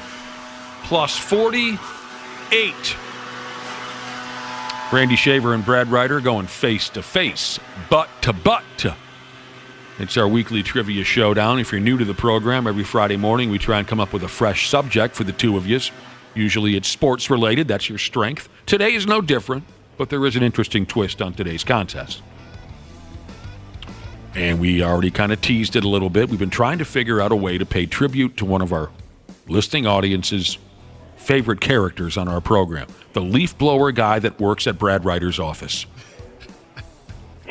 Brad calls in from his office, and it just so happens that he has the most dedicated and hardworking leaf blower dude over there. You would think by now all the leaves would be gone. But... Not yet. No, there's still half of them are still in the trees. I hope they keep falling for the next 6 months. Me too. And thanks to the high-quality caliber cell phone that Brad breathes heavily into, we can hear every my little... office phone, but Is anyway. it your office? Yeah. We can hear every little bit of blowing that this gentleman puts forth over there.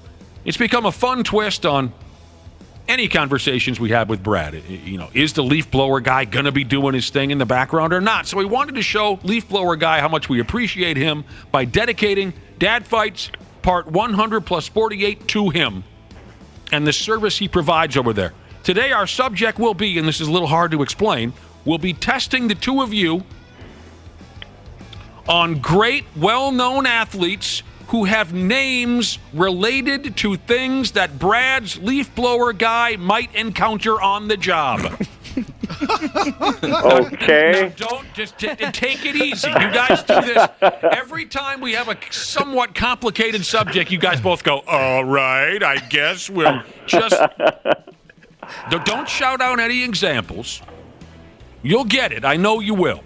Just think for a second and try and picture the different things that a leaf-blowing pro might see or experience while on the job out there in nature. And then try to think of some all-timer jocks whose names might align with what you're picturing. It's not that difficult once you got it. It is hard to understand the first time around. What did I have around here? I had something else here.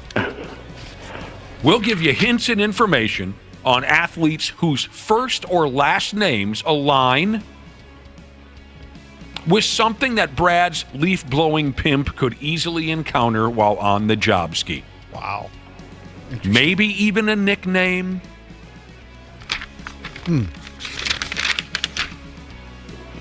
I think you got it at this point. It's going to be fun.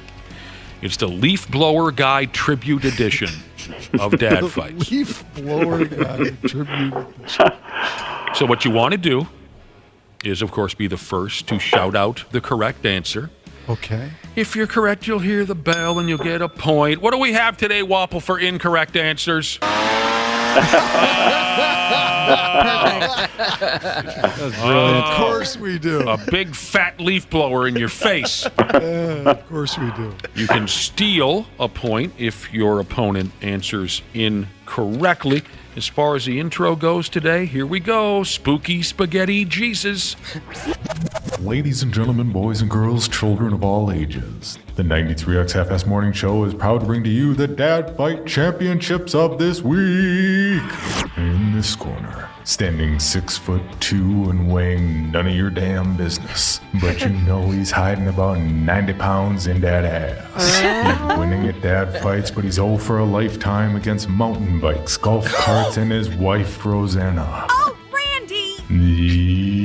Yes, man, Randy Shaver.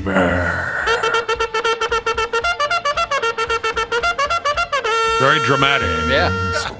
Standing, I'm assuming pretty tall, but I really don't know anything about him other than what I heard on the radio. Proof that you can be mediocre at life and still work in professional sports. The living embodiment of those who can't do, teach. And if you're worried that I'm hurting his feelings right now, don't worry. You can't hear me thanks to the infinitely more entertaining member of the morning show, Leaf Blower Guy.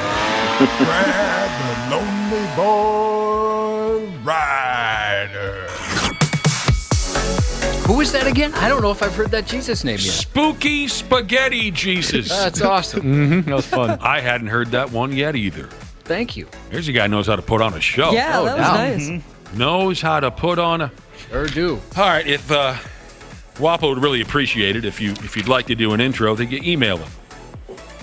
Send us your name, your Jesus name, whatever. Your phone number, send that to hams93x@gmail.com. So here we go. The Leaf Blower Guide Tribute Edition of Dad Fights, Brad Ryder versus Randy Shaver. Listen very closely. I know you some bitches will get this.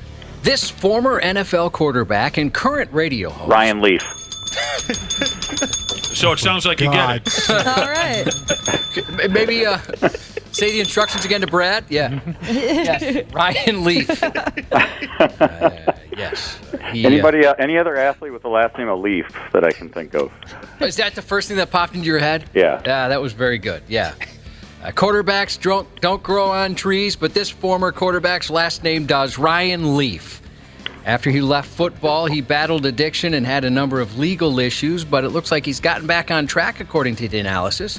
He hosts a radio show, a podcast, and he's a motivational speaker. Motivational speaker? Ooh. Nice work, Brad Ryder. You were all over that one. I thought I read a few days ago that Ryan Leaf was pretty tight with that dude from Friends who died. Yeah, he was. Matthew Perry? Matthew Perry. I heard the two of them were very tight. I didn't know that. And Ryan Leaf credited Matthew Perry for getting him off the hooch. That's really cool. Yeah, I guess Matthew Perry would go to parties and stuff with him, and they'd both be sober together, so he had, someone to be sober with. They were sober buddies. Okay. A wingman drinking near beer. Yep. Gotcha. Matthew Perry, Friends star, icon, actor who dealt with substance abuse and mental health issues for pretty much his whole life, was really instrumental in my recovery. I got out of prison, and when I got to Los Angeles, Matt put his arm around me, and he carried me for the first 6 months in Los Angeles, trying to learn how to be a sober person. I don't know if I'm here right now, being able to do stuff like this or anything, if it weren't for him. There he is. Randy Shaver, you got your gut stomped out last week in Dad Fights. Well, thanks for reminding me. Appreciate that. Don't let it happen again, son. Well, I'm trying not to, but, now you've given me a complex. Oh!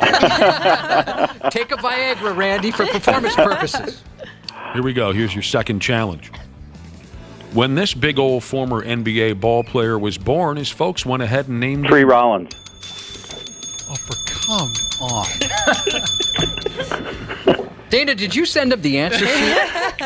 Yeah, Brad, I told you to not make it this obvious, man. If we're going to do this where you Venmo me money each week, you got to lay off a little bit. Yes, Brad Ryder is correct. The answer is Tree Rollins. When this big former NBA ball player was born, his folks went ahead and named him Wayne. But next thing you know, he grew to 7 foot 1 inches tall, which was the root system for his much better known botanical nickname, Tree Rollins. Played a long time. You know one of my favorite little stats about Tree Rollins? He was a player coach at one point, like Reg Dunlop from Slapshot. He was a player coach towards the end of his career with the damn Orlando Mavericks. How do you say it? I remember him as an Atlanta Hawk. Yeah. Dana added some analysis. Maybe you guys remember this when Tree got into a fight with Danny Ainge of the Celtics back in 1983, and while they were scrapping around on the floor together, Tree bit into Danny Ainge's finger so bad that Ainge had to get stitches. That's nasty. Yeah, gross. Good. Bite a guy's finger, and according to Denalysis, fans would remind Tree Rollins of that incident by holding signs in the stands that said things like, "If you can't beat 'em, eat 'em." That's funny. Well, I'm not sure where we go from here because when you announced this topic, those were the only two names I could think of. Well, you have to listen closely to the clues. Yeah. 2-0, Brad Ryder. This next athlete has a last name that also doubles as a place he looks to avoid while playing his sport. Tiger Woods. There's Randy. Yeah. Randy's on the There board. you go. According to Denalysis, in the summer of 2002, Dale Wessel, is that your father? Yeah. Became the most prolific Tiger Woods golf player on PlayStation 2 in the upper Midwest, probably even the country. Dana goes on to say, at an age where most dads refuse to play with their kids in sports because they got too good, a teenage Dana refused to play his dad in Tiger Woods golf because he got too good. Most humbling thing that's ever happened in my life. Is your dad destroying you? My dad just lapped me in Tiger Woods. It was unbelievable. He starts out playing. He never played video games before, and then all of a sudden I start noticing him playing by himself. I notice I'm up in the middle of the night to go to the bathroom. I hear the glow of the TV down there. He just got way into it. That's hilarious. Just destroyed me. A lot of middle-aged men really got into that game. Yeah. I've never played it. It was incredible to see. Oh, it's a lot of fun. That's tough when the old man surpasses you in something that you should beat him. That Right. should be a young man's game, but it's not as bad as many years ago. Josh's old man C-blocked him at a nightclub. Tropics. That was at back Tropics. in the day, yeah. Josh thought he had it made, and here comes the old man. Swoopity-doop. So long, prospective lover. Nice one, Randy Shaver. 2-1 is the score. 2-1. The last name of our next former football star has been used as a name of a popular rock band. It's an immature reference to an overgrowth of body hair in the genital area of humans, or simply a large plant which is smaller than a tree and has a Reggie Bush. Smaller than a tree and has a lot of branches. Yes, Reggie Bush.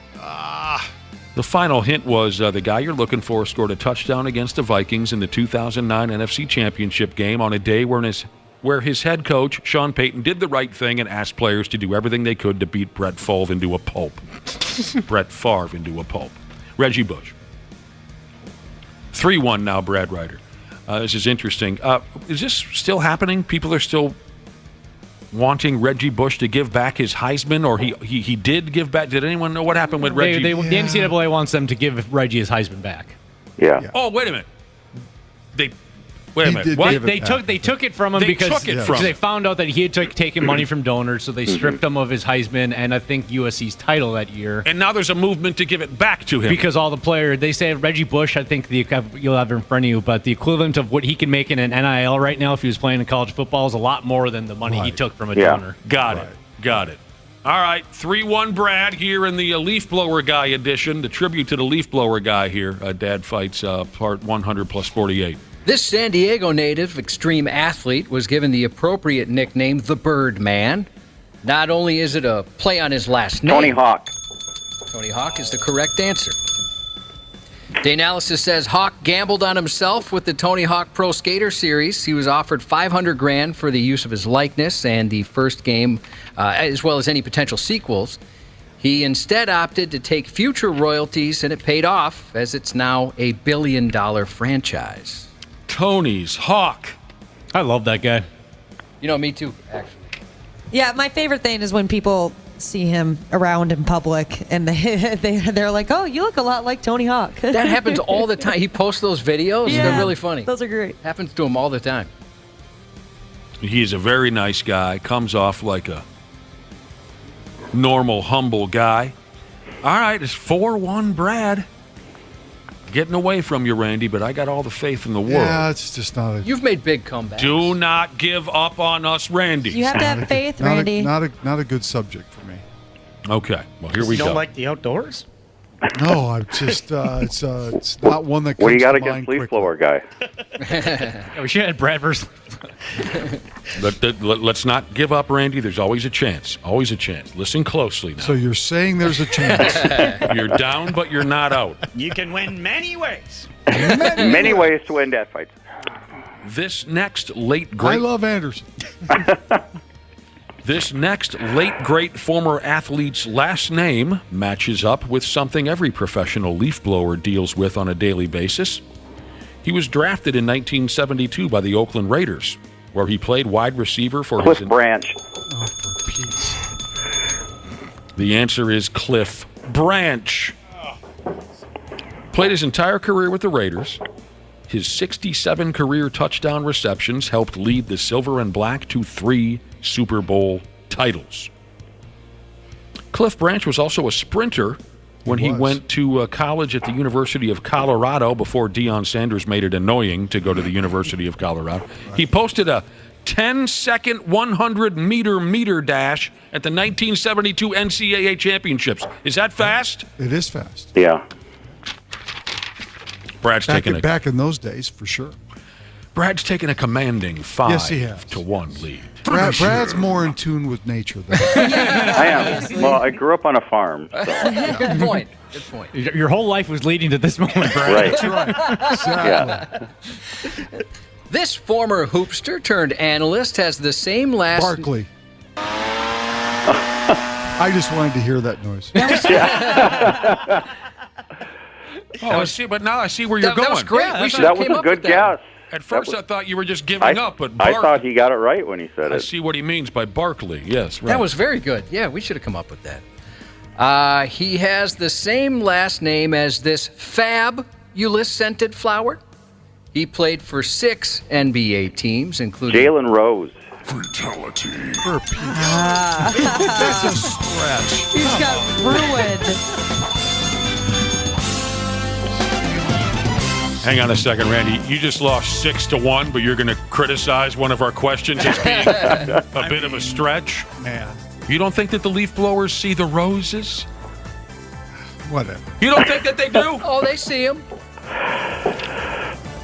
We were paying tribute to Leaf Blower Guy with this version of Dad Fights. All of the things that a leaf blower might encounter on the job. We were also going to try you out with a little trivia question about Sue Bird. Sure.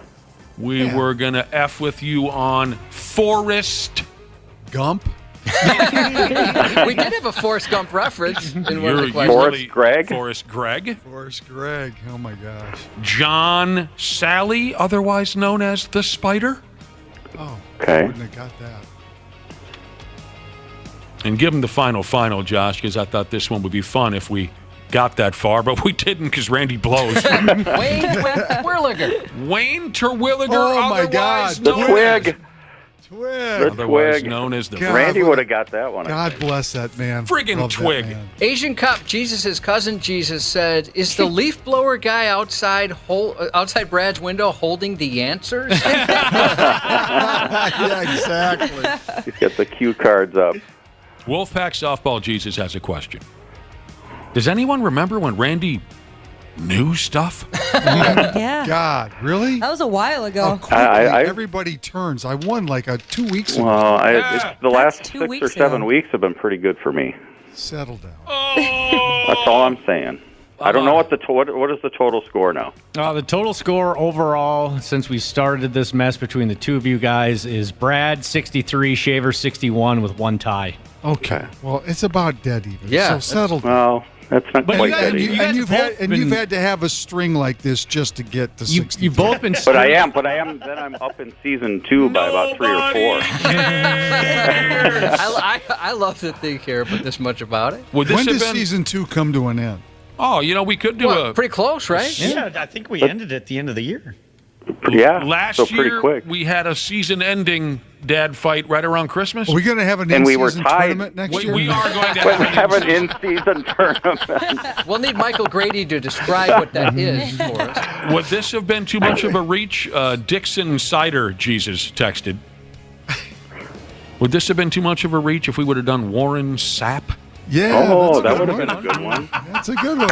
Yeah, I like that one too. Warren Sapp. That's cute. You guys have a wonderful weekend. All right. We appreciate everything, and we'll talk to you next week. Half-assed morning show.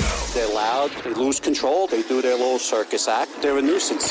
93X. Did you know that Standard Heating has over 700 years of combined experience in the heating business? Now that's a lot of brain power. Hi, Corey here. As the call center manager at Standard, I'm proud to be able to work for a company that provides top solutions and experiences for our customers. Ashley, tell us more. Take advantage of Standard Heating and Air Conditioning's HVAC Black Friday specials and save up to $1,500 on a furnace and AC combo or $1,000 on a new boiler. Check out the hottest deals in town all through November at standardheating.com.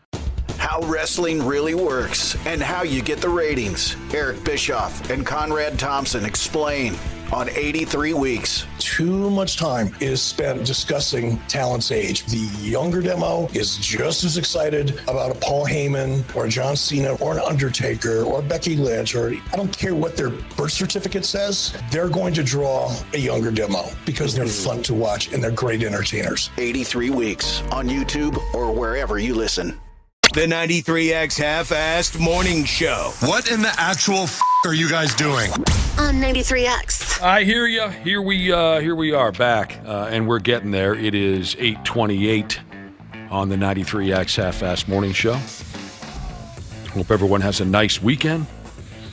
Oh, me and Wang are going to that little river band show tomorrow night at Medina Ballroom. That'll be cool.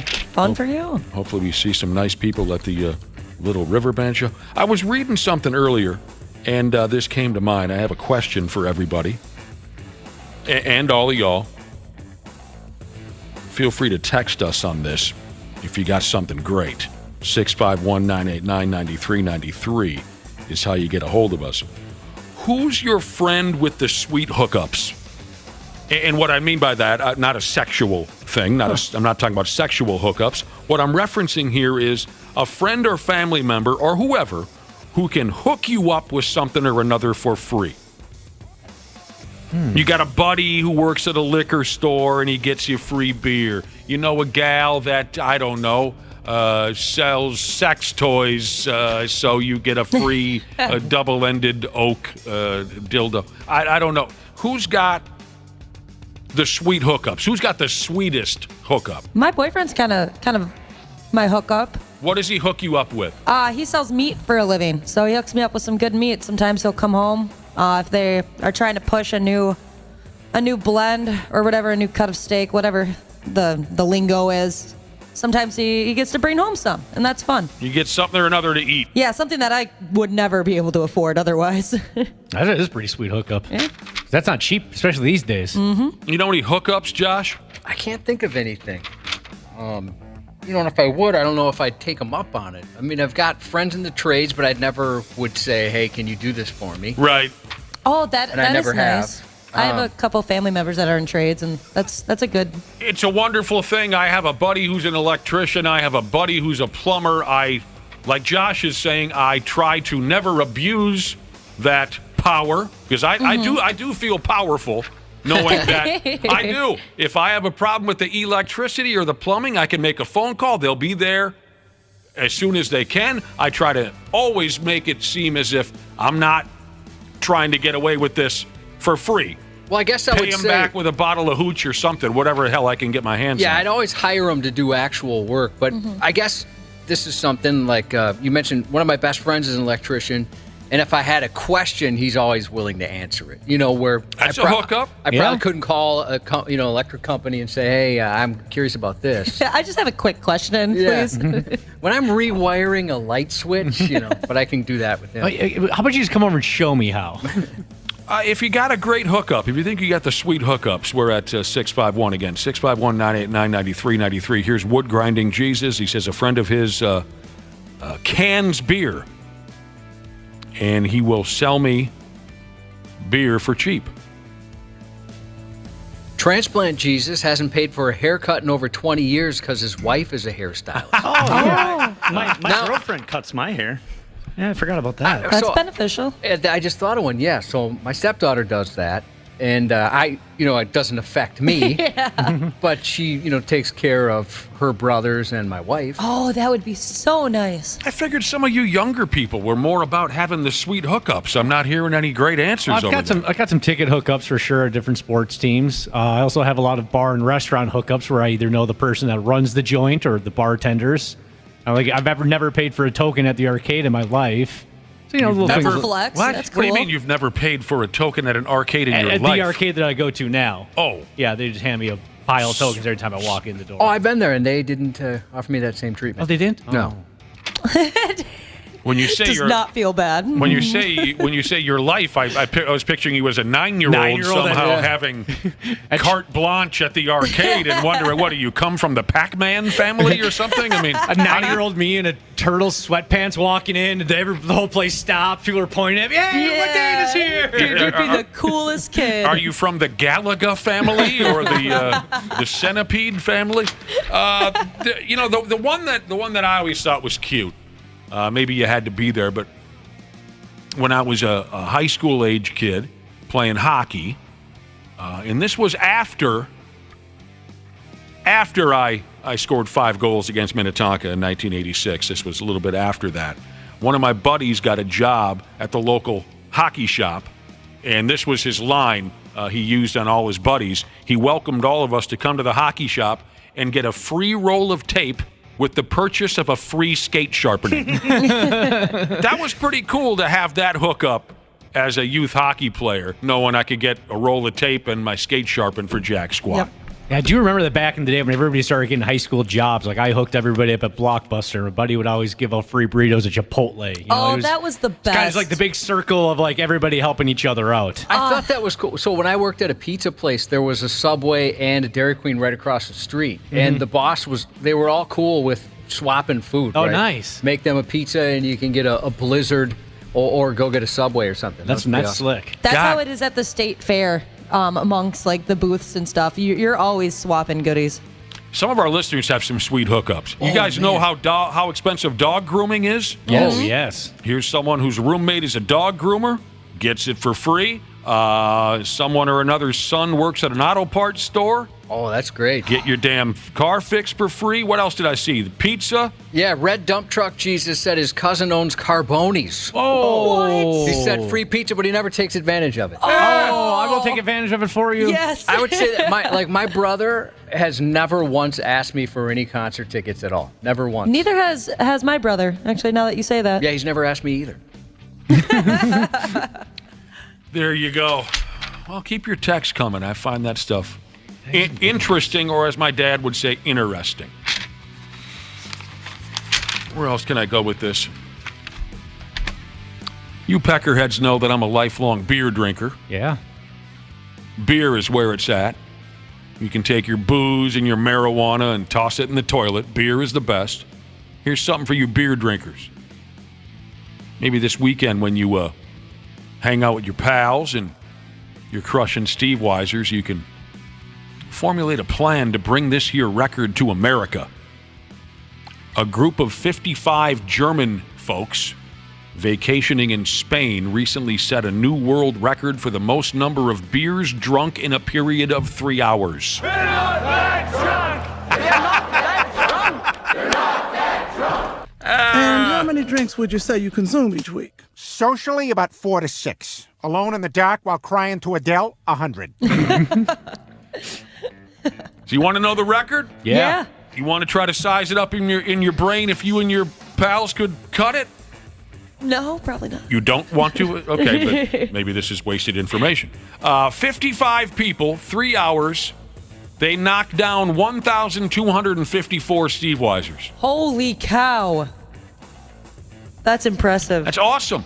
Yeah. And like I said, this record needs to be held by Americans. Yes. Maybe call the Von Wolfhausen brothers, right, Wapple? Maybe Barry Badrinath. Who's Barry Badrinath? Maybe Finky. What was the other guy's name? Fink? Yep. Landfill? And new landfill. So it's still a little rough math there. Looks like that is 28 beers per person over the 3 hours. No, excuse me, 22.8 beers per person. You are exactly right. That's the arithmetic that I have in front of me. 3 hours, 55 people, 1,254 beers, and yeah, it 22 per person. I guess I know maybe 1 or 2 dudes that could pull that off, but I don't know about 55. Because there had been a couple that didn't get through 22. Yeah. And there's other dudes picking up the slack. Take one for the team and balling a couple extras. Did you see the pictures of the table? What it looked like? Oh, it's incredible with all those beer glasses on It's amazing that the table was able to hold. Look at that. That is a beautiful picture. Yeah. Those are some tall beers, yeah, too. right. Yeah, they're not cheating on that. They don't play games. This deal went down in a place called Playa de Palma. This is an area of Spain known for its active nightlife. Here's another. Josh is showing me another picture of the beer setup. Lord have mercy.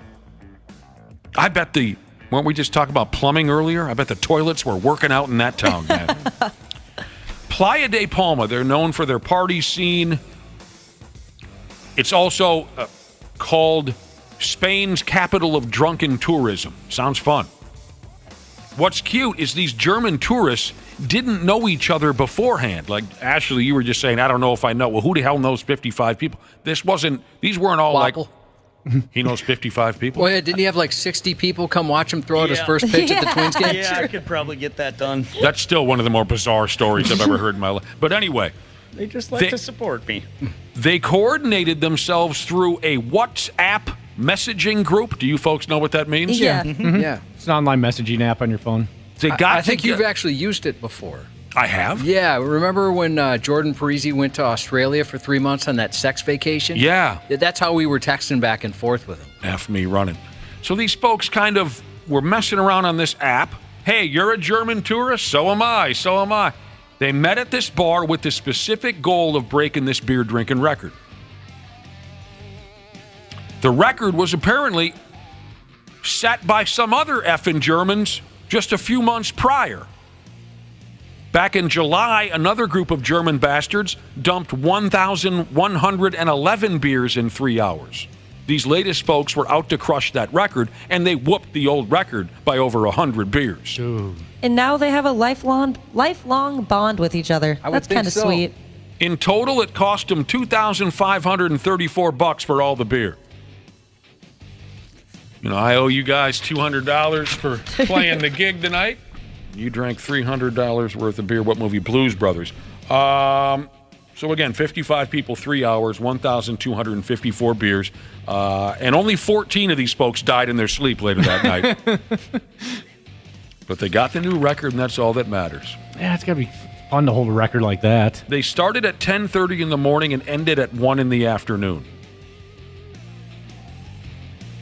Even ballsier, I think, to start so early in the morning.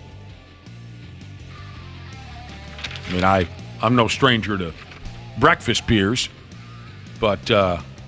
usually not 20 of them? Well, I probably can say yes, that I've had 20 of them. Where I'm going with it is that it always was a little harsher on my tummy when I started that early in the day. Yeah, you know what I mean? Especially if you don't have anything in you yet. Yeah, that would ruin probably the next week for me if I tried to drink that many beers in one sitting. Oh. These guys have cast iron stomachs. They do look pretty young. So yeah, they do. Did they? Yeah. Oh, I didn't even look into that. Yeah. Young. It did look like they're kind of in the prime of their drinking careers. Yeah, mid to late 20s. Mm-hmm. Impressive record, but like I said, I'd like that to come this way.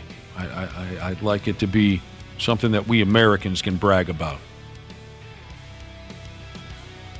One of the guys had said, I'm not really much of a drinker, and still went for it. He said he went to bed at 7 p.m. that night. He was out. Starts made till 7.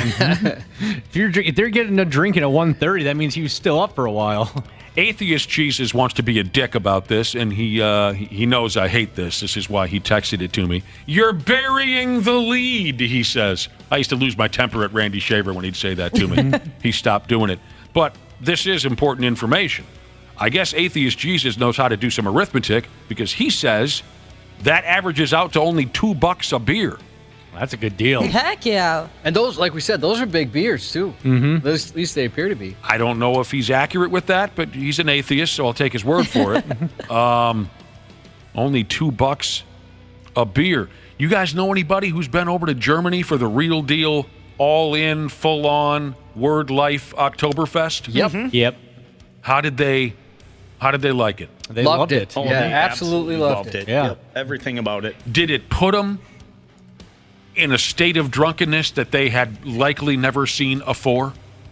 I just said it was a lot of fun. I don't think it was anything like too over the top. They just said it was just such a fun celebration, and the food too. Not only just the beer, the food. Oh, I bet. Oh, I'd love That's to what do I that. hear about too. Okay, one of my buddies went over to the Real Deal Oktoberfest. Oh, actually, a couple of them now that I'm thinking about it, but the one I'm specifically telling you about, This guy can drink, and I have seen him beyond annihilated. His wife said he reached a level that she had never even seen before, to where he was just a carcass. And I thought, I've seen this guy at what I believe to be his worst. It took him even a notch higher. That's something. That's something else. Man. When we were young, I think I could have compiled a team that could give any beer contest a run. You know what I mean? Mm-hmm. Ashley, could we put you on our team? You seem like you can drink a lot. Yeah. I can. You're not much of a beer drinker, or are you? It depends on the season. Beer's good in the summer. I like it the best there. But yeah, I could probably put down some Coors Light. If you need me to get the job done, I'll get the job done. What a team player. When we were young, my brother, Big Al, and another friend of mine, Big Phil. I don't think you could, in 1993, I don't think you could have found 3 guys who could put away more friggin' beer than those guys. I could not. Even as a young person, I couldn't believe what I was seeing on some nights. Were those the type of guys that could, chug a can of beer in 2 sips? Dude, 2 gulps? I mean, I've told you the stories before, I think, where it's just, and the sumbitch is gone. Yeah. Crazy. And even when I was 21, 22, I couldn't fathom that. Those were great times. It didn't always produce great results. Man, there was a time when I could just cut through them myself. Those days are gone. They really are. It's part of the deal. It happens to the best of them. I smoke meth now. Yeah, see? Moved on to bigger and better things. Ah, there you go. You're listening to the radio. The 93X Half-Assed Morning Show. Oh, wow. Friday. Today's our Friday. Thanks for listening to the Half-Assed Morning Show. We're getting pretty close to tap dancing our way free of this nightmare. You guys ready to call it a week or what? Yeah. Had enough of you friggin' people. Yeah, I don't blame you. Had enough. We were jaw-jacking about hookups a little bit earlier. Who's your friend or your family member with the sweet hookups? You can get a free this or a deal on that. Got a few text messages on your sweet hookups, and our listeners have a lot of them. Boy, you're not kidding. You betcha Jesus. He said his friend hooked people up with free stuff at an outdoor retail store in high school. Felony-level dollar amounts. Yeah, I have a friend of mine used to run I could say it because I think it's out of business now, Circuit City. And he mentioned that they eventually caught a dude that was doing the exact same thing. Hooking up, he said, if it was 1 or 2, maybe he would have got away with it, but he was hooking up everybody he knew, family members, friends, everything. Like fancy car stereos and TVs, anything you could see, certainly stuff like that. And he said it was so bad that he had to question, there's the difference between being a criminal and a complete moron. Yeah. I think he just thought, hey, I got away with it once, I'm going to keep going for it. Did you ever benefit from this hookup? I didn't know him. Meeting my friend that was the manager or whatever, no. Okay. Yeah, you'd be thinking, once you learn everything else that's going on, you'd be thinking, am I going to have to go to court eventually? and am I a witness now? I wonder if you get to the point, too, where someone's like, hey, I know you hooked this person up. If you don't hook me up, I'm going to turn you in. Oh, true. This might get Wapple over there. This might get our Muppet to start tugging at his zipper a little bit. We've a listener here whose dad works for the Man Bear Pigs, and he thinks he's been to about 100 games in the past decade for free. Wow. That's sweet. That's cool. Or are you sick of the Wild because you always got to do those stupid bar gigs? No, I love the Wild. Has it made you hate hockey? No, I love hockey. Why do you hate hockey? Because of the bar gigs? I go for hockey more than Wild, but... What else is going on here? One listener says, have a friend who works at a gas station, not for the gas, for the snack food. Yeah, we had some friends that worked at gas stations, and it was basically just a buffet for us. Take some mini donuts and some Hostess fruit pies and some For many years, that was the staple of my diet. The only variety I'd get is which gas station I went to. Right? When I worked at a gas station, that was the only perk. Here's a listener says, my mother worked at a bakery for 30 years. Oh, nice. Imagine every morning you wake up, she's got some broken cookies or donuts or something that's, what's the word in the business? Not outdated. Day old. Day old stuff. There's a word there that I'm missing. My uncle worked for Coke for decades, and so he would get just cases of Tab or, various products that were dented cans or just covered in syrup and stuff. So he'd bring those over. That was a hookup. And then the person that mentioned their friend's dad, it reminded me, we got to sit front row at a Def Leppard show because my friend's dad ran a company that did all the lighting and pyro and stuff for shows. Oh, that's cool. Yeah. I just remember this back in middle school basketball. You tournaments, you'd play all weekend. You need some food in between games. There was a kid on the team whose dad was a big wig at Burger King, and he had one of those cards that we'd go in, the whole team would order, and he would just flash the card, and it was free BK for everybody. What? Yeah. Burger King is delicious. That was sweet. Especially if it's for free. A few more takes on the sweet hookups. Oh, man, some of you hardcore snowmobile cats are going to be jealous. One of our listeners' good friends is a snowmobile repairman. Calls it the greatest hookup ever. Because if there's one thing that I know about, we used to snowmobile all the time when we were kids. My folks had a couple of sleds. We had a riot, crash them into trees, all kinds of fun. I haven't been involved in snowmobiling since I was a 15, 16-year-old kid. But what I always hear is that they break down like a bastard. And you deal with that on and off all winter long. So to have a hookup like that, I bet that's great. Oh, I just thought of one.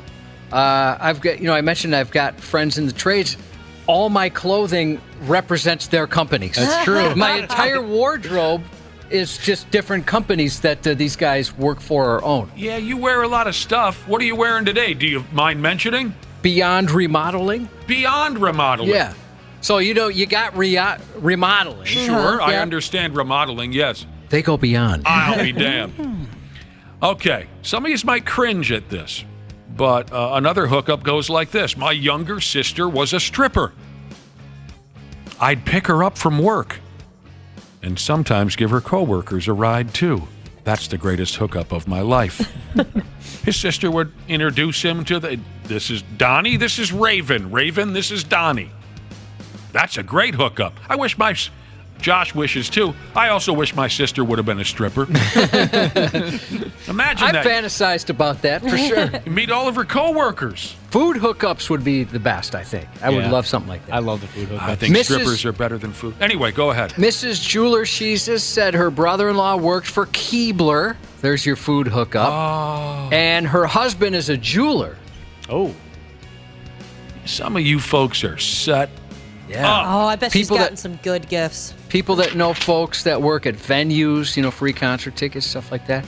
I guess growing up, a friend of mine worked at a movie theater, and we would get into movies for free all the time. Sneak right in. I'm probably forgetting something cool like that from when we were kids, but Yeah. nothing really comes to mind. My girlfriend in high school, she worked at Red Lobster as a hostess. And she'd get off done with her shift. She'd come over to my house. She'd have a fresh thing of Cheddar Bay biscuits for me. Oh, dude. Yeah, I guess I was Never had probably those. people's hookup for a while because I worked at the Olive Garden and the Red Lobster. And that, if you want to work at two places where you get free food, that's the best places to work because of the breadsticks and the biscuits and so You know, good. I never knew about so many of these fine dining locations until I was a grown adult. I get so jealous. Josh and I, we've told the stories many times over the years on this program that our folks never had any money, and when they did, they went out and bought some ground beef and a potato. We didn't go to fancy places like I bet you I didn't walk into a Red Lobster until I was in my 30s. That was Red Lobster was the only thing we would do because that was my dad's favorite restaurant. My mom doesn't even like seafood, won't even touch it, but we'd go to Red Lobster for my dad. And I'll tell you what, that first time I went to Red Lobster, I went crazy. It was so good. Okay, Yeah. One final, what do you call these things again? Text. One final text again. And this has nothing to do with the hookups.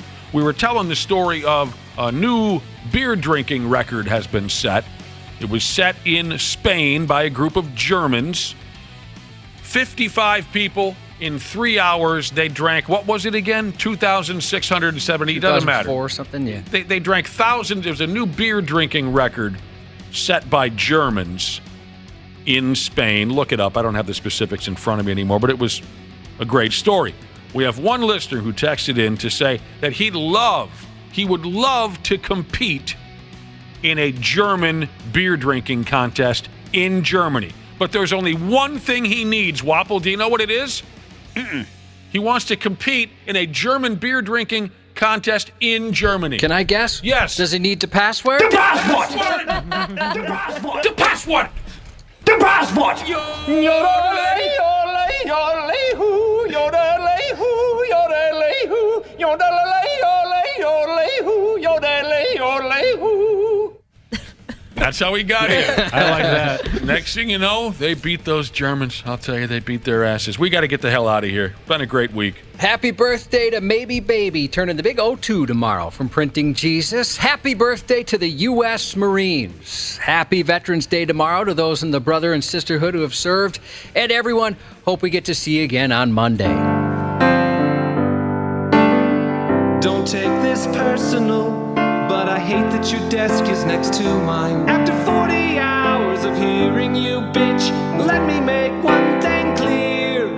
The last thing I wanna do is go get a beer.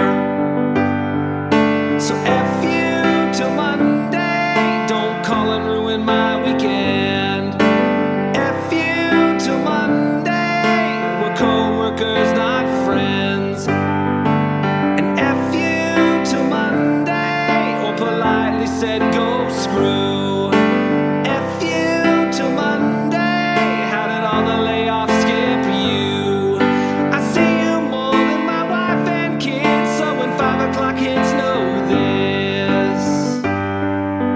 F you till Monday, F you till Monday, F you till Monday. The 93X Half-Assed Morning Show. 93 Erg. The 93X Half-Ass Morning Show podcast is sponsored by Standard Heating and Air Conditioning. New episodes drop each weekday. If your podcast platform has ratings, go ahead and give us 5 stars and maybe give our enemies 1. Thanks, and here's a word from our sponsor. Take advantage of Standard Heating and Air Conditioning's HVAC Black Friday specials and save up to $1,500 on a furnace and AC combo or $1,000 on a new boiler. Check out the hottest deals in town all through November at standardheating.com.